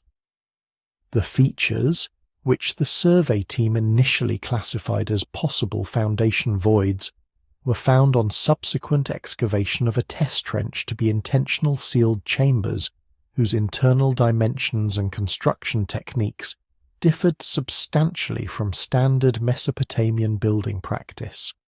The chamber walls were lined with fired brick sealed with multiple layers of bitumen and cedar resin, a preservation combination that the excavation report noted was inconsistent with normal structural waterproofing and consistent instead with the long-term environmental protection of stored materials. Inside the accessible portion of the complex, the excavation team recovered fragments of unfired clay tablets whose soft condition after millennia indicated the internal atmosphere of the chamber had maintained near constant humidity through a ventilation system carved into the surrounding bedrock. The tablets, designated Ni-95 in the Oriental Institute Field Catalogue, have not been fully published. The fragments that have been analysed contain writing in an archaic Sumerian hand that specialists consulted by the excavation team dated on paleographic grounds to a period earlier than anything previously recovered at the site. The ground-penetrating radar technology deployed in the 1995 survey was capable of detecting subsurface features at depths of up to 6 meters, with a resolution sufficient to distinguish between naturally occurring geological variations and deliberate architectural construction. The anomalous signatures identified in the Ecker precinct presented as rectangular voids at depths ranging from 3 to 4.5 meters below the current surface level, depths placing them in stratigraphic context corresponding to the Ur III period at the shallowest and the Jemdet Nasa or early Uruk period at the deepest levels. The excavation team leader, Oriental Institute Field Director Maguire Gibson, noted in the preliminary season report submitted to the Iraqi Department of Antiquities that the regularity and geometric precision of the anomalous signatures argued against natural formation processes. Natural voids in Mesopotamian alluvial sediment produce irregular, diffuse radar signatures. The Nippur subsurface features produced sharp, rectilinear returns consistent with the walls and floors of deliberately constructed chambers. The construction technique revealed when excavators reached the chamber walls provided the first indication that these were not standard Mesopotamian storage or foundation structures. The standard Mesopotamian approach to underground construction used sun-dried mud brick with bitumen mortar, applied in single layers at joints and corners. The Nippur chamber walls used fired brick of uniform dimensions throughout their entire surface area, with bitumen applied not merely at joints, but as a continuous coating on all interior surfaces, sealed with a second application of cedar resin that penetrated the bitumen layer and created a composite moisture barrier. Cedar resin importation to Mesopotamia required access to trade networks reaching Lebanon or the Zagros mountain foothills, and its cost made it a material reserved for high-priority applications. The quantity of cedar resin documented in the chamber construction indicated that whoever built these chambers considered their contents worth a substantial material investment in long-term preservation. The ventilation system carved into the bedrock beneath the chamber floor was the most technically sophisticated element of the construction. Mesopotamian mud brick architecture does not incorporate bedrock-carved features. The alluvial plain on which Nippur sits does not provide accessible bedrock at shallow depths, and the labour required to reach and carve it at the relevant stratum would have been considerable. The system of narrow channels connecting the chamber interior to external air sources through a network of pathways sealed against water infiltration while permitting controlled atmospheric exchange represents an understanding of passive environmental management that has no parallel in documented Mesopotamian building practice at any period. The channels maintain the near-constant humidity recorded in the unfired tablet fragments by allowing slow air exchange while preventing the rapid moisture fluctuations that dry and crack clay. Whoever designed this system understood with precision what internal atmospheric conditions were required to keep unfired clay tablets indefinitely stable. The tablets recovered from the accessible chamber, the Ni-95 series, remain the subject of ongoing restricted analysis. The paleographic assessment placing their composition earlier than any previously recovered Nippur material was conducted by 3 independent specialists who examined high-resolution photographs of the fragments without knowledge of the recovery context. All 3 assigned the hand to a period preceding the Ur-3 scribal tradition, with one specialist suggesting a date in the early Jemdet Nasr period. If that assessment is correct, these tablets were manufactured, inscribed and sealed within this chamber before the major phases of Nippur's documented history began. Someone, in the earliest recoverable period of Mesopotamian civilization, built a chamber specifically designed to preserve written materials for an indefinitely long time, filled it with tablets, sealed it, and left it. The question of what those tablets were judged important enough to preserve in this manner connects directly to a controversy about how the most widely read interpreter of Sumerian civilization decided to render what he found when he translated the archive from which these chambers derive their institutional context. Samuel Noah Kramer, who spent 50 years translating Sumerian texts at the University of Pennsylvania and the Istanbul Archaeological Museum, and who published his landmark popular synthesis Sumerian Mythology in 1944, was the 20th century's most influential interpreter of Sumerian literature. His translations brought the Anunnaki, Enkidu, Gilgamesh, and the Great Flood tradition to public awareness, and established the interpretive framework through which those traditions are still understood. What Kramer's published translations systematically reduced to footnotes, parenthetical asides, and scholarly hedges were passages that his own working notes, preserved in the University of Pennsylvania archives and examined by Assyriologist Thorkild Jakobsen in a scholarly study of interpretive methodology, described in much more direct language. The tablets in question include a series from the Nippur collection that contain first-person statements attributed to Anunnaki figures describing the management of human populations, the modification of human biological parameters, and the administration of agricultural and metallurgical knowledge transfer to human communities. Kramer's published translations rendered these passages as mythological narratives. His working notes describe them as administrative reports. The distinction is not philological, it is interpretive, and the interpretation that prevailed was the one that fit most comfortably within existing assumptions about what ancient people were capable of recording. Kramer's working notes, held in the University of Pennsylvania archives across dozens of boxes accumulated over his long career, reveal through Jakobsen's examination a consistent pattern in the relationship between his preliminary translations, written in the privacy of his working notebooks in direct, non-technical language, and his published translations, which systematically employed the vocabulary and framing conventions of comparative religious scholarship to position the same content as mythological rather than historical. The specific tablets that most clearly illustrate this pattern are from the Nippur series that Kramer designated as the Anunnaki Descent, and organization texts in his published work. In early notebook entries, Kramer describes one of these tablets in language suggesting it reads more like a personnel directive than a hymn. The published translation of the same passage, appearing in Sumerian mythology years later, renders the content as a description of the divine assembly's governance of the heavenly and earthly realms, employing the vocabulary of divine mythology rather than the vocabulary of institutional administration that his private notes recognized.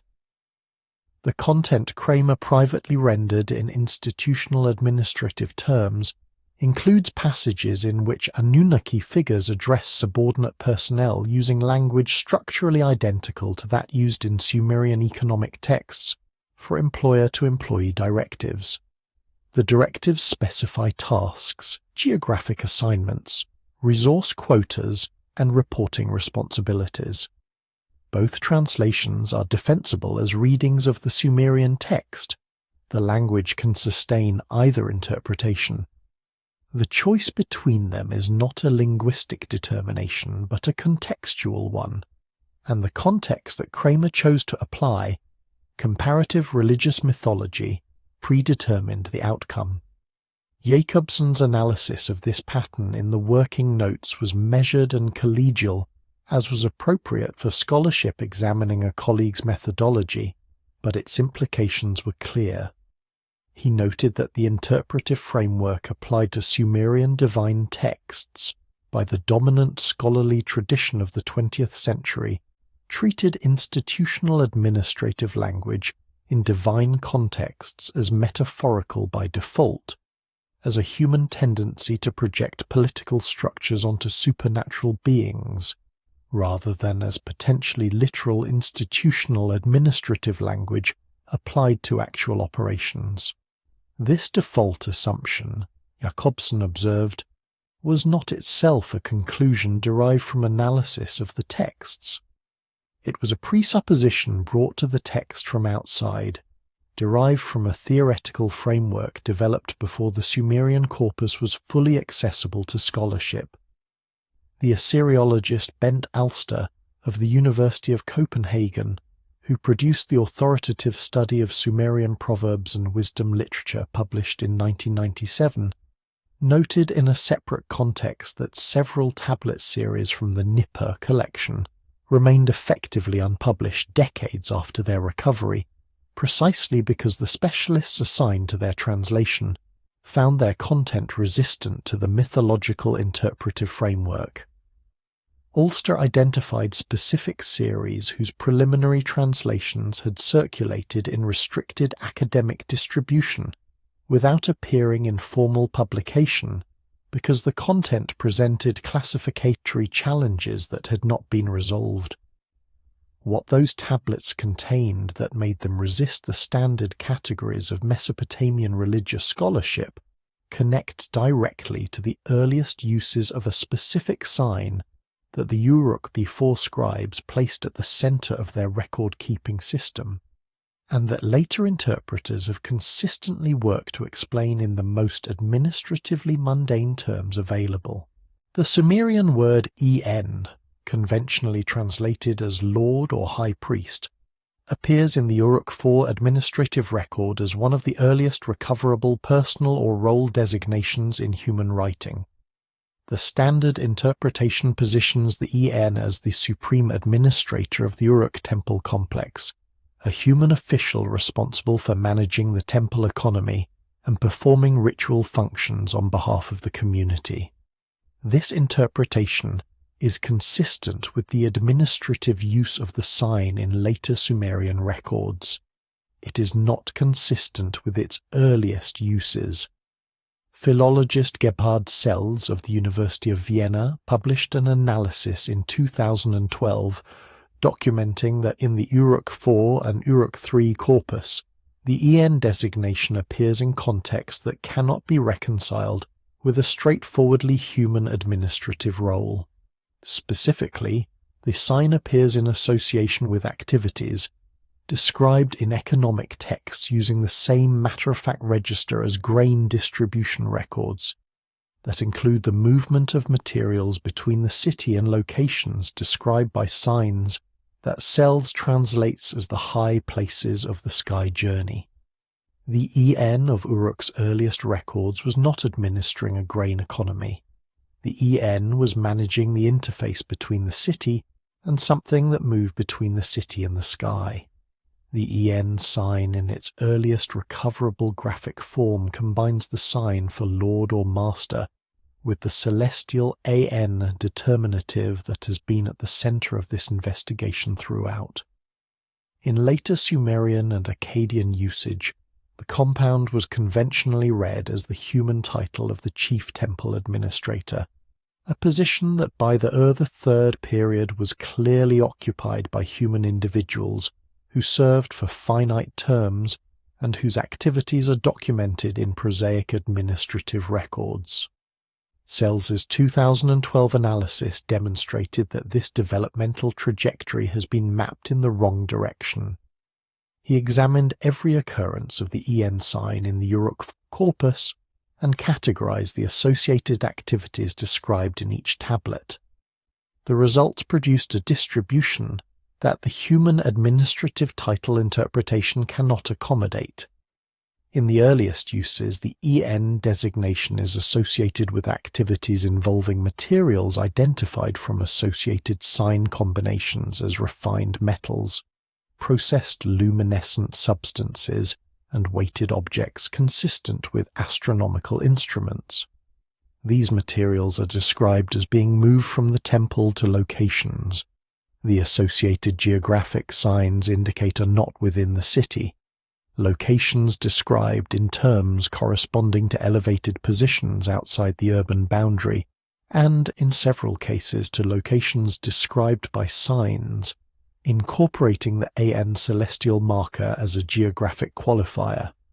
The cluster of sign combinations associated with the EN's activities in the Uruk-4 corpus includes a grouping that Sells designates as the ascent cluster, a set of signs appearing together in multiple tablets that, when analyzed for their semantic relationships, describe an upward movement of persons and materials from ground level to a location identified with the AN sign.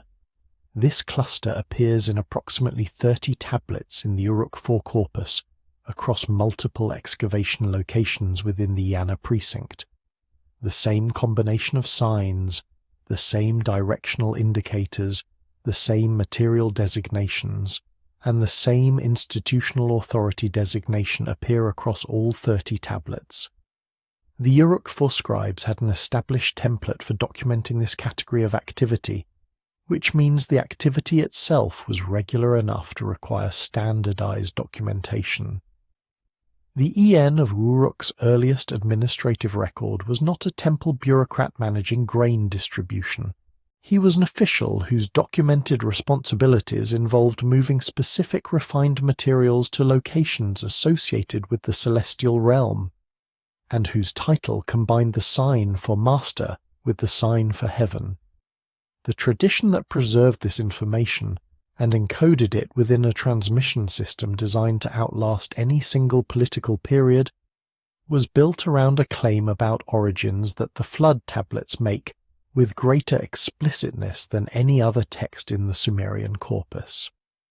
The Sumerian flood narrative preserved in its most complete early form on tablet CBS 10,673 in the University of Pennsylvania Museum. The text designating Ziusudra as the flood survivor and recipient of divine warning contains a detail in its opening passages that has been consistently underemphasized in scholarly analysis of the flood tradition. Before describing the flood itself, the text provides a brief but specific account of what existed before it.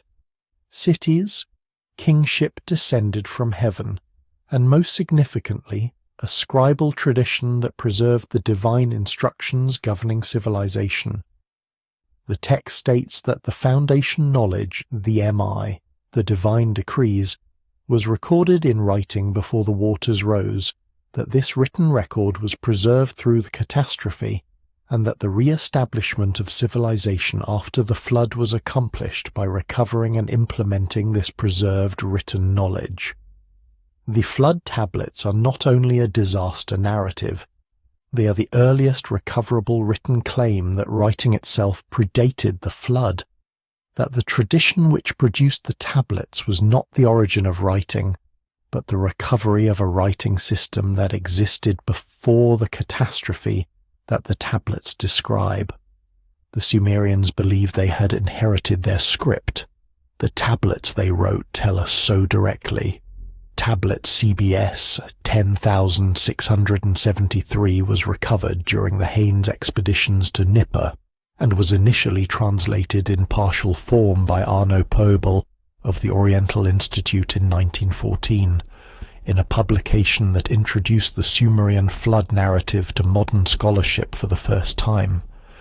The immediate attention generated by Pobel's publication focused on the flood narrative itself and on its relationship to the biblical parallel. What received considerably less attention was the prologue section of the text that Pobel rendered somewhat loosely in his preliminary translation. The opening passages describing the state of human civilization before the flood occurred. These opening passages, subjected to more precise philological analysis by Thorkild Jacobsen in his 1949 contribution to the collaborative volume The Intellectual Adventure of Ancient Man, published by the University of Chicago Press, describe a specific pre-flood institutional order with details that go well beyond the general narrative functions of mythological prologues. The text names 5 cities as the primary centres of pre-flood civilization: Eridu, Bad Tibira, Larak, Sippar and Shurupak, each identified as the seat of a specific divine administrator and each associated with specific institutional technologies, including agricultural methods, metallurgical practices, and scribal traditions established by the Anunnaki before human kingship was inaugurated. The description of the scribal tradition in the prologue is the most specific element. The text states that the signs were established in their places and the count of heaven was set down in order in the cities of the black-headed people before the great flood covered the land.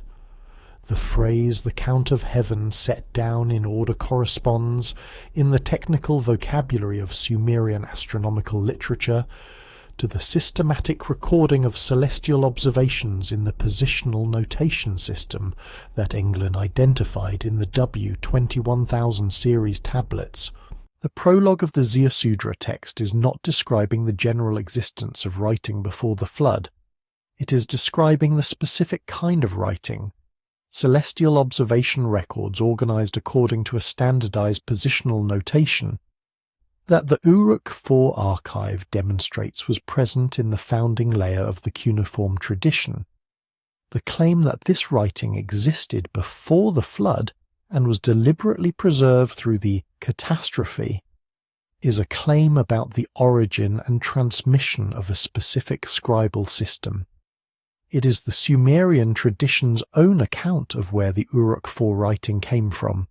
Assyriologist Andrew George of the University of London, whose 2003 critical edition of the Epic of Gilgamesh in 2 volumes produced the definitive modern treatment of the Akkadian flood tradition and its Sumerian antecedents, noted in his introduction that the preservation of knowledge through the flood represents a consistent structural element across all versions of the narrative. In every version, the survivor is characterized not merely as someone who builds a boat, but as someone who possesses and preserves specific institutional knowledge that enables the reconstruction of civilization afterward. George identified this knowledge preservation function as the narratively essential element that distinguishes the flood tradition from mere disaster stories. The flood narrative is about the transmission of civilization through catastrophe, and the medium of that transmission, in the Sumerian version, is explicitly written records. The tradition that produced the cuneiform tablets knew and recorded that the system it was using to produce those tablets was not its own invention. It was a recovery, and the institution designed to ensure that such a recovery would remain possible across future catastrophes was built with a sophistication that the curriculum of the Sumerian scribal school makes unmistakably clear.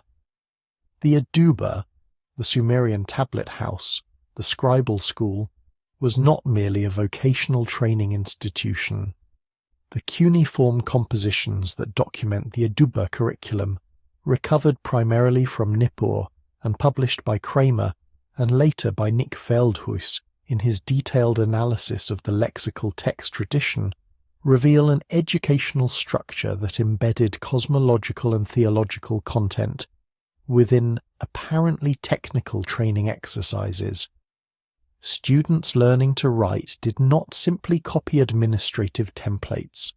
They copied, as their foundational practice exercises, the lexical list that began with the names and attributes of divine beings, followed by celestial phenomena, followed by geographical features, followed only then by the commodities and transactions of daily life. The scribal hierarchy, from apprentice to senior scribe to chief scribe to Ummiyah, the professor, was also a hierarchy of increasing access to the layers of meaning encoded in the sign system. A tablet analysed by Veldhuis and designated HS 1548 in the Hilprecht collection at the University of Jena contains a passage describing the Ummiyah's responsibility to preserve the inner knowledge of the signs, specifically contrasted with the outer knowledge sufficient for administrative use. The Adubba was not a school for clerks. It was an institution designed to transmit two parallel bodies of knowledge simultaneously, the surface application and the encoded depth beneath it. The Hilprecht collection at Jena, assembled from Nipper materials acquired during the American excavation seasons and deposited at the Friedrich Schiller University, following disputes over the division of finds, contains approximately 2,500 cuneiform tablets, whose publication history has proceeded more slowly than the main Philadelphia and Istanbul collections. Tablet HS 1548 is an Adubba composition, a Sumerian literary text about the scribal school itself, of the type that scholars categorize as school dialogues. These compositions, of which approximately 30 examples are known from the Nipper corpus, take the form of exchanges between senior and junior scribal figures in which the senior imparts instruction and the junior demonstrates either competence or its absence. Their purpose within the curriculum was partly practical.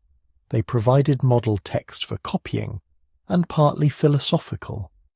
They articulated the values and self-understanding of the scribal profession in explicit terms that could be transmitted across generations. What distinguishes HS 1548 from other Adubba compositions in the known corpus is the passage in its central section that Veldhuis, in his 2014 analysis, identified as the most explicit statement of the dual knowledge concept available in the Sumerian scribal literature. The senior figure in the dialogue instructs the junior that the signs have two faces, a phrase Veldhui renders literally from the Sumerian, and that the outer face is given to all who learn the craft, while the inner face is given only to those whom the Ummiyah judges worthy to receive the trust of heaven. The language of the inner face and the trust of heaven is not allegorical in its grammatical construction. It employs the same direct administrative register found in the economic and institutional texts. The Ummiyah was not speaking metaphorically about intellectual depth.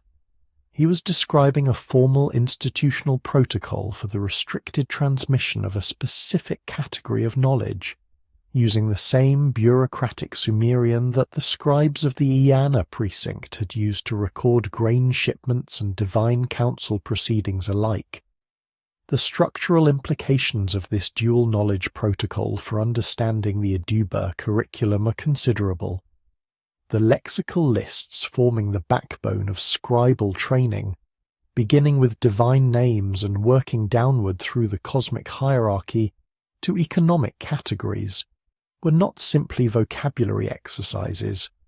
They were, in the terms described in HS 1548, the outer face of a system whose inner face was accessible only through additional transmission from the Ummiyah to the worthy student.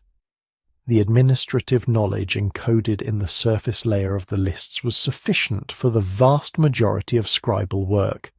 Temple accounting, legal documentation, royal correspondence, astronomical record-keeping. The inner knowledge, whatever additional interpretive framework the Ummiyah transmitted to selected students, concerned the original semantic range of signs that were visible in the Uruk IV corpus, but had been narrowed to administrative use in the subsequent tradition.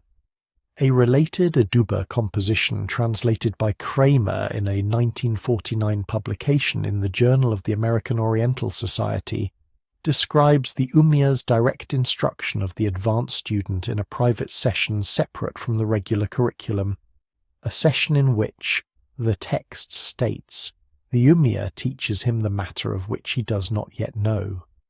This phrase functions as a technical term within the Aduba literary tradition, appearing consistently across several compositions to designate restricted advanced content that formed the inner face of the scribble system. What that matter consisted of, what the Ummiyah knew that the regular curriculum did not contain. The Aduba texts do not specify directly. They specify only that it existed, that it was transmitted through individual mentorship rather than standardized instruction, and that it constituted a responsibility of the senior scribble role as significant as any other aspect of the Ummiyah's function. The living chain of knowledge transmission that the Aduba maintained across generations of Mesopotamian civilization was precisely the design required to preserve, across periods of political disruption and civilizational stress, the full scope of a tradition that the Uruk 4 archive demonstrates was present at the founding of the written record. The outer face kept the cities running.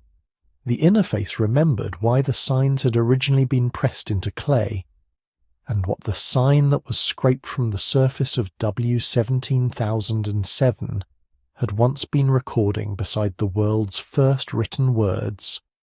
The application of computed tomography and multispectral imaging to cuneiform tablets, a methodology systematically deployed by the Cuneiform Digital Library Initiative based at UCLA and the Max Planck Institute for the History of Science beginning in 2012, has produced discoveries that conventional visual examination of these artifacts over a century and more had entirely missed. The imaging process, which can detect subsurface impressions in clay at resolutions below a single millimeter, has revealed in a subset of the Uruk 4 tablets a phenomenon that the project team designated as subsurface scribal notation, symbols impressed into the wet clay before the primary visible inscription was made, covered by a thin layer of smoothed clay, and then impressed over with the final visible text. These subsurface impressions are not corrections or drafts. The depth and deliberateness of their impression indicates they were made with the same intentional pressure as the final text. In several tablets examined, the subsurface notation contains sign combinations that do not appear in the final visible text, and that, in the cases where the forms are sufficiently clear for identification, correspond to signs in the semantic category of divine celestial designation. The tablets, in other words, were written twice, once with a layer of content that was concealed, and once with the surface layer designed for administrative use. The technical methodology that made this discovery possible merits detailed explanation, because the nature of the evidence depends entirely on understanding what these imaging technologies can and cannot detect. Standard reflected light photography of cuneiform tablets produces images of the surface features visible to the naked eye, the impressions left by the stylus on the clay's outer surface after it had dried. These images are useful for reading inscriptions and identifying obvious surface damage, but they cannot penetrate below the outermost clay layer to detect features covered during the tablet's manufacture. Multispectral imaging extends the observable range by capturing reflectance data at wavelengths from near-infrared through near-ultraviolet, which allows detection of subsurface density variations in clay that correspond to ancient impressions.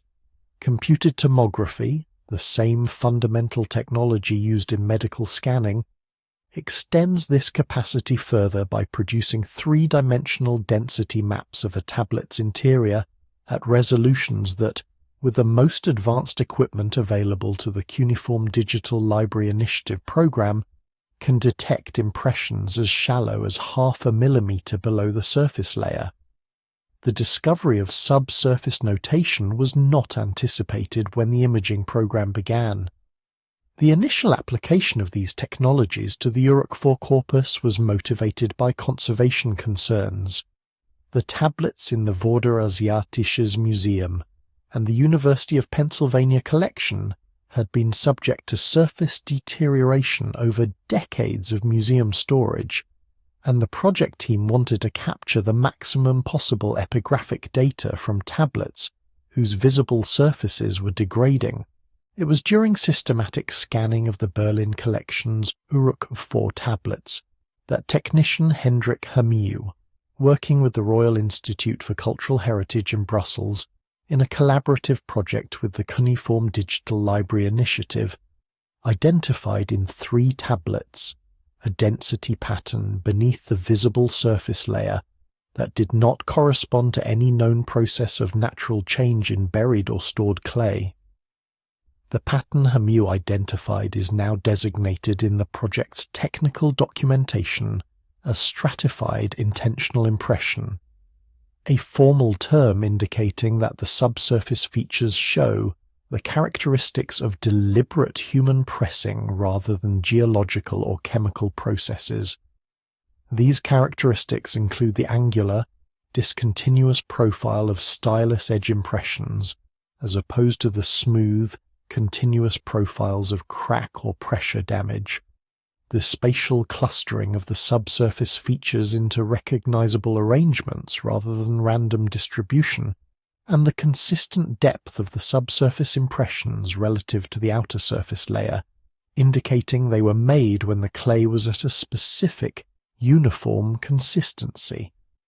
In 4 tablets where the subsurface impression depth and current surface condition permitted sufficient contrast for sign identification, the project team's epigraphers, working from CT-generated 3-dimensional models rather than from the tablets directly, identified sign forms whose visual characteristics corresponded to specific cuneiform signs in the divine and celestial semantic category. In 2 of the 4 cases, the subsurface sign identified is the AN star form in isolation. In a 3rd, the subsurface impression corresponds to the Dingir determinative, combined with additional strokes tentatively identified as the EN designation. The Lord of Heaven compound that Selz's analysis identified as the earliest Uruk IV designation for whoever was managing the interface between the city and the sky.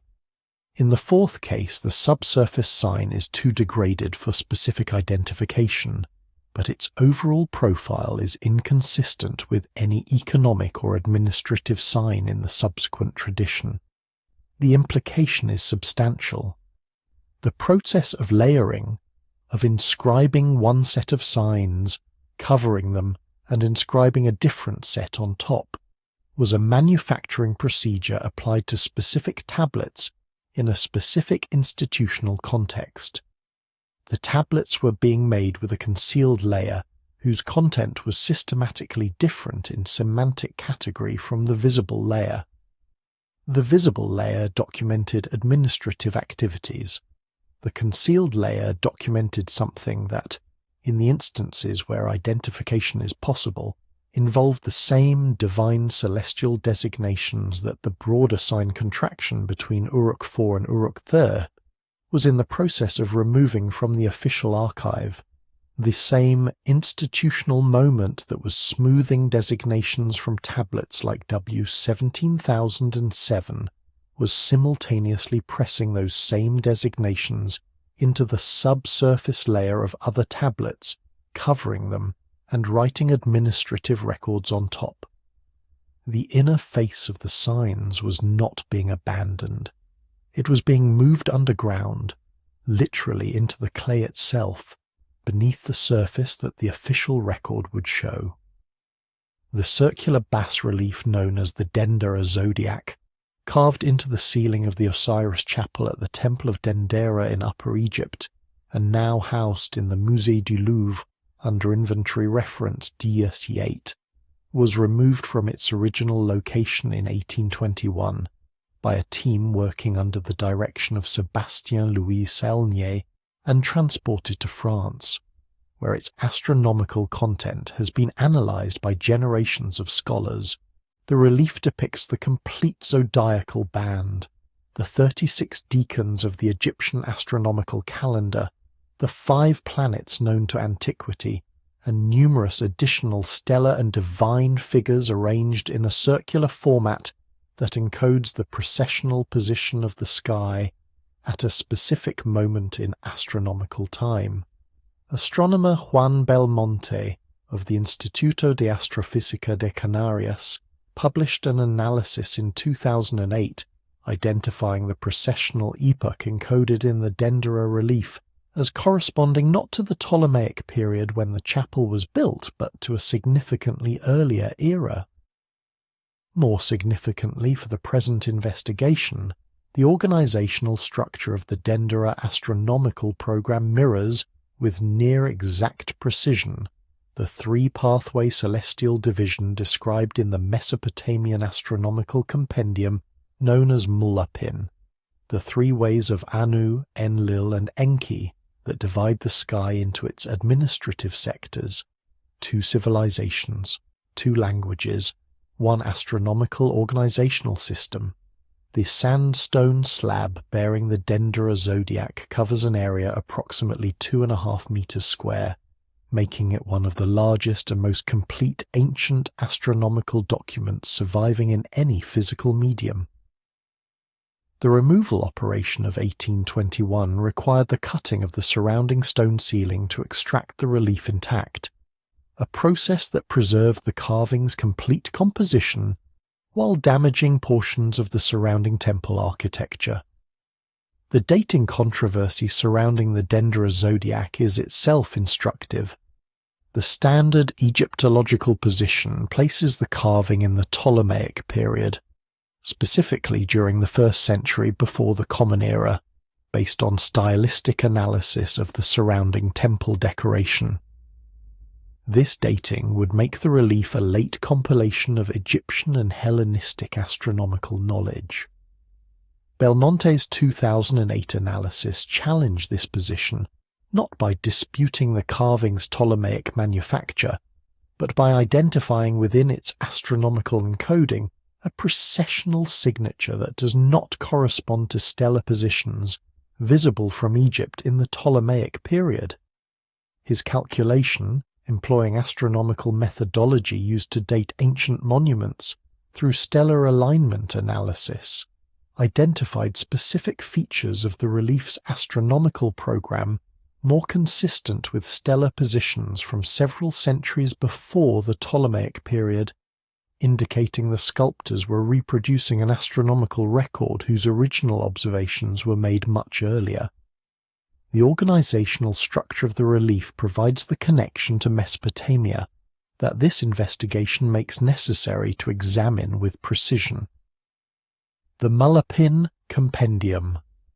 The Mesopotamian astronomical reference text dated in its current form to approximately 1,000 years before the Common Era, but drawing on observational traditions traceable to the early 2nd millennium, and almost certainly earlier, divides the visible sky into 3 horizontal bands corresponding to the domains of the 3 primary Anunnaki administrators, the way of Anu in the central band, the way of Enlil in the northern band, and the way of Enki in the southern band.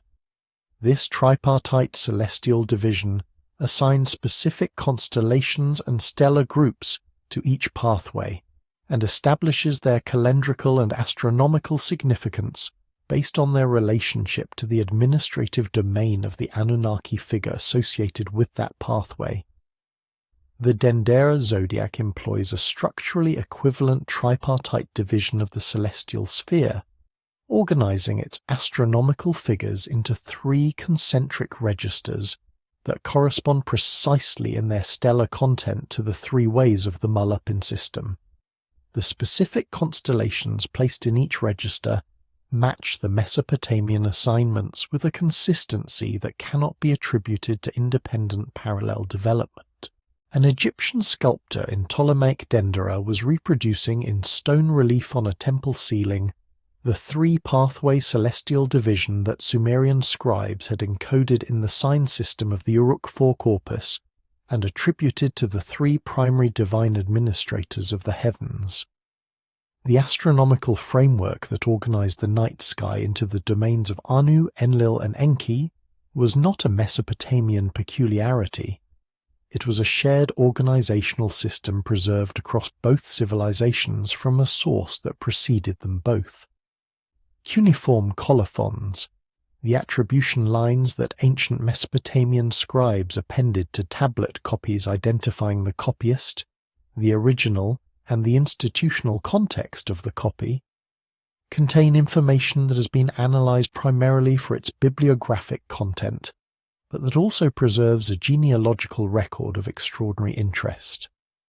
Researcher Eleanor Robson of University College London, in her 2008 comprehensive study of Mesopotamian mathematical knowledge, documented that the colophon tradition in mathematical and astronomical texts consistently traces scribal lineages back through named father-son or master-student chains to figures who are identified not as human scholars but as Abgal, the divine sages credited with establishing the scribal arts in the pre-flood period.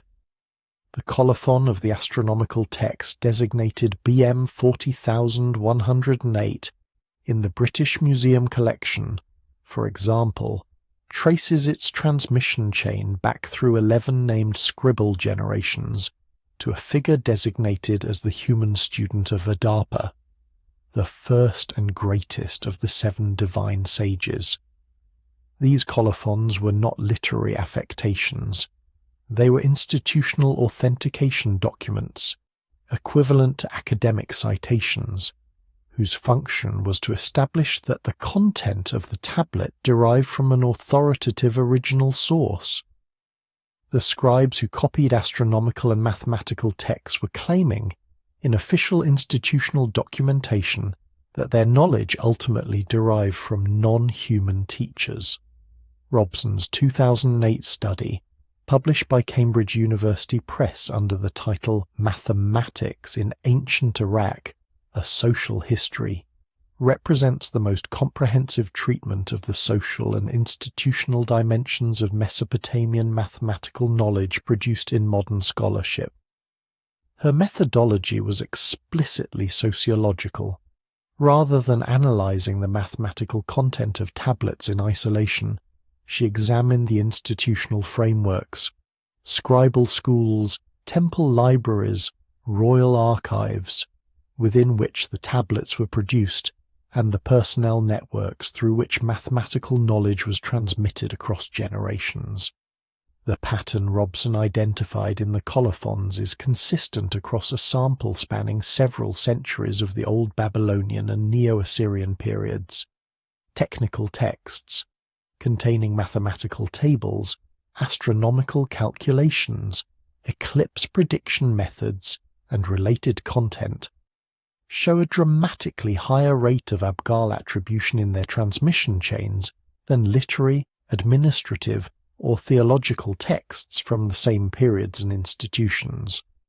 The advanced technical knowledge was specifically and consistently identified within the institutional documentation of the scribal system itself, as having originated with the divine sages rather than with human intellectual development.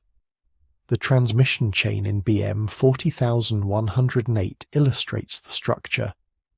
The colophon begins with the copyist's name, a Neo-Assyrian scribe whose name translates as servant of Nabu, followed by his father's name, his grandfather's name, and the institutional affiliation of the family as hereditary scribes of the Nabu temple at Borsippa. It then traces back through 8 further named generations, each identified with the same family lineage and institutional affiliation, to a figure identified only by the epithet "the one who learned from the mouth of Adapa." This final link connects the transmission lineage not to a human founder, but to the first of the 7 divine sages, the primary transmitter of all foundational knowledge from the divine to the human realm in both the Berossus account and the Sumerian cuneiform tradition alike. The scribe who copied this tablet in the Neo-Assyrian period was claiming in his official institutional attribution that the content he was reproducing ultimately derived from Adapa, and through Adapa, from whatever source Adapa received his knowledge. Robson notes with appropriate scholarly caution that these transmission claims cannot be verified, and that the colophon attribution to Abgal lineages may represent a form of institutional prestige claiming. This interpretation is reasonable as far as it goes, but the selective pattern of Abgal attribution, concentrated in technical knowledge and absent or rare in other text categories from the same institutions, argues against pure prestige claiming. If the attribution was simply about asserting ancient authority, it should appear with similar frequency across all text types. Its concentration in technical texts indicates that something about the content of those texts, their mathematical sophistication, their astronomical precision, the range of knowledge they encode, was specifically associated within the scribal tradition's own self-understanding with the divine sages rather than with human intellectual development. The hereditary custodians of that knowledge maintained the association across centuries of institutional transmission, claiming in document after document that what they were copying was not ultimately what their human predecessors had discovered. It was what their non-human predecessors had taught. The oldest writing surface yet recovered documents the beginning of that tradition in its very first marks. When Assyriologist Andrew Lawler published his popular account of early writing origins in Archaeology magazine in 2001, he described the first recoverable written word as a sign for head combined with a sign for food rations, an administrative notation for the disbursement of grain allotments to temple workers. This characterization, while accurate as a description of one early administrative use of cuneiform signs, reflects the interpretive framework applied to the Uruk corpus, rather than a straightforward reading of the earliest recoverable inscription. The Kish tablet in the Ashmolean Museum, the artifact with the strongest claim to being the oldest written document ever found, does not begin with grain. Its first and most deeply incised symbol is a circular form with internal divisions whose closest parallels in the later cuneiform tradition are the signs for sun, divine luminosity, and celestial authority. The first word ever written on the oldest writing surface so far recovered is not an economic notation. It is a celestial designation, and immediately beside it, carved with equal depth and deliberateness, is a form that subsequent layers of the scribal tradition would designate as AN, the sign for the divine heavenly being who the scribes of Uruk and Nippur said had given them their language, their numbers, their calendar, and the symbols they used to record all three. Lawler's characterization is representative of a dominant approach in popular and academic accounts of writing's origins that proceeds by selecting the most interpretable administrative examples from the Uruk-4 corpus, the ones whose commodity signs are clear and whose numerical notations are straightforward, and presenting those examples as the paradigm case of earliest writing. This approach is defensible as a means of explaining what writing was used for once it was established. It is not defensible as a method of determining what writing was originally designed to record, because it selects its evidence based on what is most interpretable within the administrative framework and then presents that selection as representative of the whole corpus. The Kish tablet resists this selective treatment precisely because it predates the Uruk-4 corpus that provides most of the administrative examples, and because its sign inventory, while small, does not fit comfortably into the administrative paradigm. The four major sign groups on the tablet's obverse face have been interpreted by different researchers as commodity labels, personal name components, ritual notations, and proto-alphabetic signs in various combinations. No consensus has been reached on the body part signs or the geometric notations, but the debates over those elements have consistently deflected attention from the circular form in the upper register, the position of categorical primacy in the tablet's compositional layout, which has not been the subject of sustained independent analysis commensurate with its positional significance. Irving Finkel of the British Museum, in his 2015 reassessment of the Kish tablet material, noted that the circular form's graphic characteristics, specifically the arrangement of its internal radiating divisions, distinguish it from the standard pictographic conventions used in both the Uruk-4 corpus and the later cuneiform tradition to represent specific objects. The divisions follow a rotational symmetry that, in Finkel's analysis, most closely resembles representations of solar phenomena, specifically the radiant sun disk that appears in early Mesopotamian iconography as the symbol of divine luminosity, and in Egyptian hieroglyphics as the solar determinative associated with divine celestial authority. Immediately to the right of this solar divine primary symbol, carved with strokes of equal depth and at a scale suggesting parallel compositional importance, appears the second symbol that has consistently attracted less attention than its position warrants. The form of a circular boundary enclosing radiating lines that, in the Uruk-Svi tradition and all subsequent cuneiform usage, designates An, the divine being of the sky. The Kish tablet presents, in its two most prominently positioned and most deeply incised symbols, a solar divine categorical designation followed immediately by the celestial divine being designation. Whatever this tablet was produced to document, it begins by identifying two things: a being associated with solar or divine luminosity, and the divine heavenly presence whose sign the Uruk-4 scribes would place at the highest frequency position in their administrative archives centuries later. The convergence of this with every other line of evidence examined is not coincidental.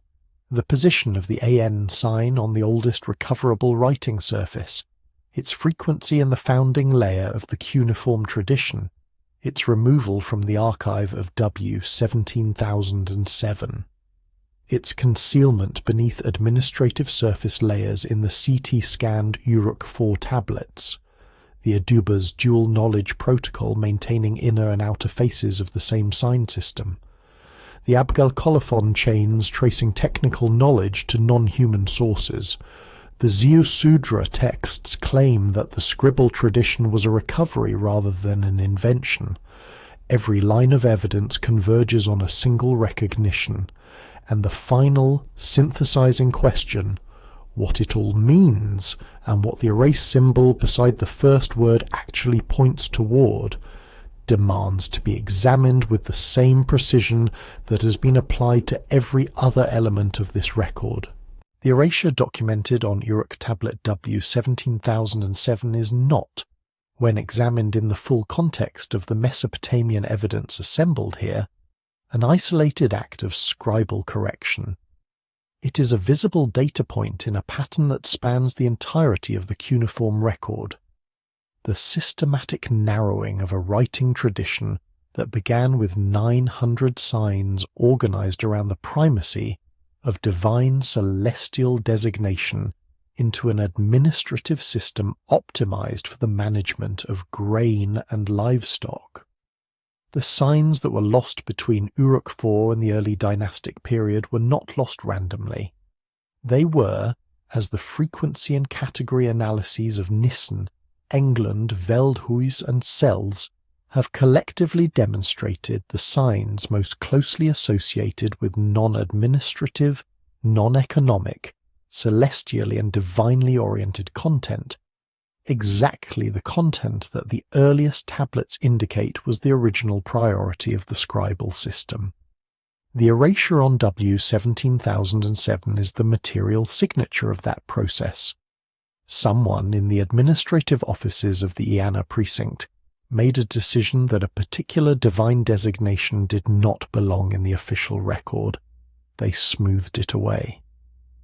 But they could not smooth away the ghost impression left in the clay beneath, and they could not smooth away the 900 signs from which the system came, or the scribes who spent their careers copying lists that began with the names of heaven before they reached the names of grain. The first word ever written points upward. The symbol erased beside it points to who was there when it was written. The pattern of systematic narrowing is not something that happened by accident or through the natural processes of institutional development. Natural institutional development produces sign systems that expand their administrative vocabulary while retaining their foundational categorical structure.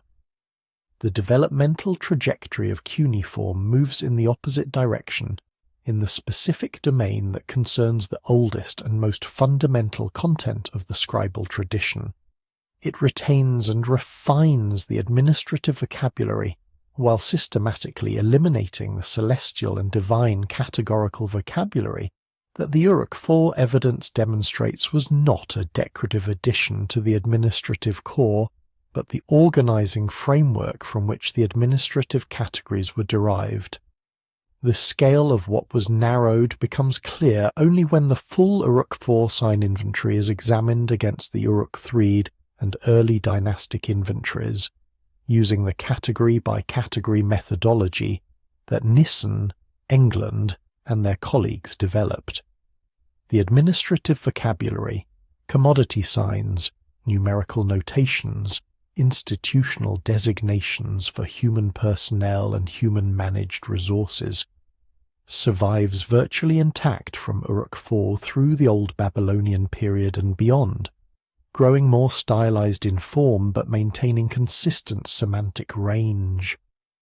The celestial and divine vocabulary contracts sharply from Uruk IV to Uruk III, contracts further from Uruk III to the early dynastic period, and is then maintained at its reduced level as a grammatical rather than a semantic vocabulary, present as determinatives and title markers, absent as primary categorical designations for the kind of operational activity that the Uruk IV archive shows those signs were originally recording. What remains accessible, preserved in the Aduba's dual knowledge transmission protocol and encoded in the subsurface layers that CT imaging has made visible beneath administrative surface texts, is a consistent tradition of claiming that the cuneiform system's full scope exceeded its administrative application.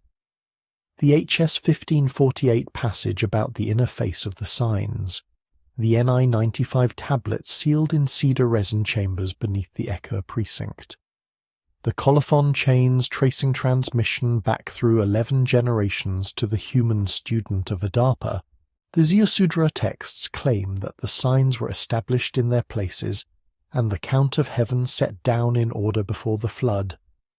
The Mulapin's three-way division of the sky into the administrative domains of Anu, Enlil, and Enki, reproduced without modification in the Dendera zodiac carved by Egyptian sculptors 900 kilometers and 3 millennia from the Uruk IV scribes who first pressed the AN sign into the leading position of the inaugural human archive, the institution that produced all of this, the scribal tradition that remembered what the signs originally recorded, that preserved it in sealed chambers and subsurface layers and colophon transmission chains and dual curriculum schools, that carried the memory of the celestial divine administrative framework across 3,000 years of civilization, while the official archive maintained only its administrative residue, was doing precisely what the Ziusudra text describes the pre-flood scribal tradition as having done,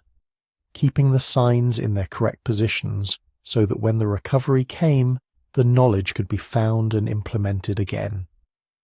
The question the evidence presses upon the investigator is not whether the cuneiform system was more than an administrative notation. That question is answered by the Uruk IV archive itself. 900 signs, organized from divine to mundane, with the Aeon marker in the highest frequency position of the founding layer, deployed in a system whose founding grammar already included categorical determinatives that require prior convention to exist. The question the evidence presses is what that prior convention was.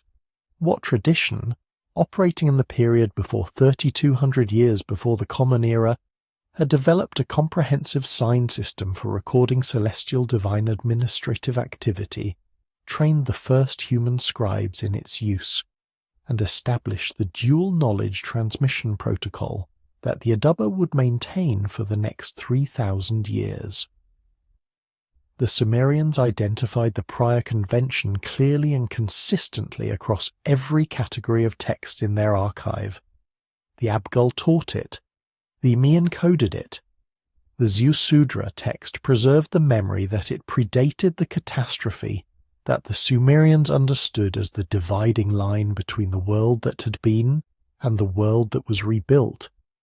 And the scribe who pressed the sign for the celestial divine being into the clay of W17007 before covering it with a thin layer of smoothed clay and inscribing a temple allocation record on top, was following institutional protocol.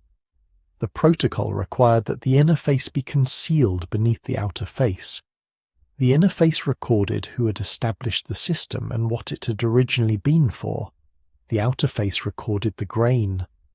5,000 years later, the technology that the civilization that inherited the outer face developed has made the inner face visible again, and what it shows, in the ghost impressions and subsurface strokes and partially recoverable forms of the oldest editorial decisions in human history, is a record of something that the first writers considered more important than anything in the temple storerooms, more important than grain, more important than livestock, important enough to press into clay first and carry in the institutional memory of the scribal tradition across 3,000 years of civilization, waiting in the clay beneath the administrative surface of the oldest human archive for the moment when someone would ask not what the first word recorded, but what was written beside it before the smoothing hand came down.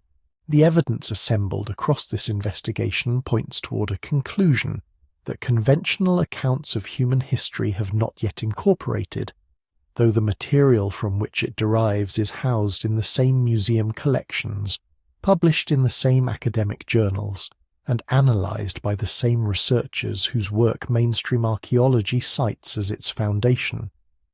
The cuneiform writing system did not emerge from the administrative demands of a temple grain economy. It emerged fully formed from an institutional tradition whose founding layer was organized around the documentation of celestial divine administrative operations, and the signs that encoded that founding purpose were systematically narrowed, concealed, and eventually lost to the official archive over the generations immediately following the system's first appearance in the archaeological record. What remains is the residue of that narrowing, ghost impressions in smoothed clay, subsurface layers beneath administrative records, dual curriculum schools transmitting inner and outer knowledge through carefully managed hereditary lineages, sealed underground chambers designed to preserve the most archaic materials through indefinite periods of institutional disruption, and astronomical documents reproduced across 3,000 years of continuous transmission right through to the Ptolemaic temple ceilings of Egypt, all pointing back to the same organizational framework, the same three-pathway celestial division, the same foundational claim that the scribal tradition was not an invention, but a recovery. The Sumerians knew this about themselves. They encoded it in the Emi lists, preserved it in the Ziusudra flood text, authenticated it in the Abgal colophon chains of their most technically sophisticated documents, and taught it as the necessary precondition for understanding what any mark pressed into clay ultimately meant. They had inherited their writing, and the question of who gave it to them is no longer purely theological. It is archaeological, philological, astronomical, and mathematical simultaneously, and every domain of evidence points in the same direction. The paradigm shift this evidence demands is not a minor adjustment to the standard timeline. It requires a fundamental reconsideration of what human civilization is, how far back its sophisticated phases extend, and what relationship the literate cultures of the historical period bear to the knowledge systems that preceded them. The scribal tradition that pressed the AN sign into the highest frequency position of the founding archive, and then spent 3,000 years maintaining the inner face of that sign system in parallel with its official administrative reduction, was not preserving superstition. It was preserving a record of operations transmitted through the only institutional mechanism robust enough to survive civilizational catastrophe, the living chain of teacher to student, inner knowledge to worthy recipient, sealed chamber to future excavator. We are now, for the first time, in possession of imaging technologies capable of reading what was written beneath the surface of the oldest human documents. The clay has been waiting 5,000 years. The ghost impressions are still there. And what they show, in the subsurface layers beneath the grain tallies, in the smooth depression of W17007, in the highest frequency position of the 900 sign system that appeared at the dawn of human writing without a childhood, is that the first thing humanity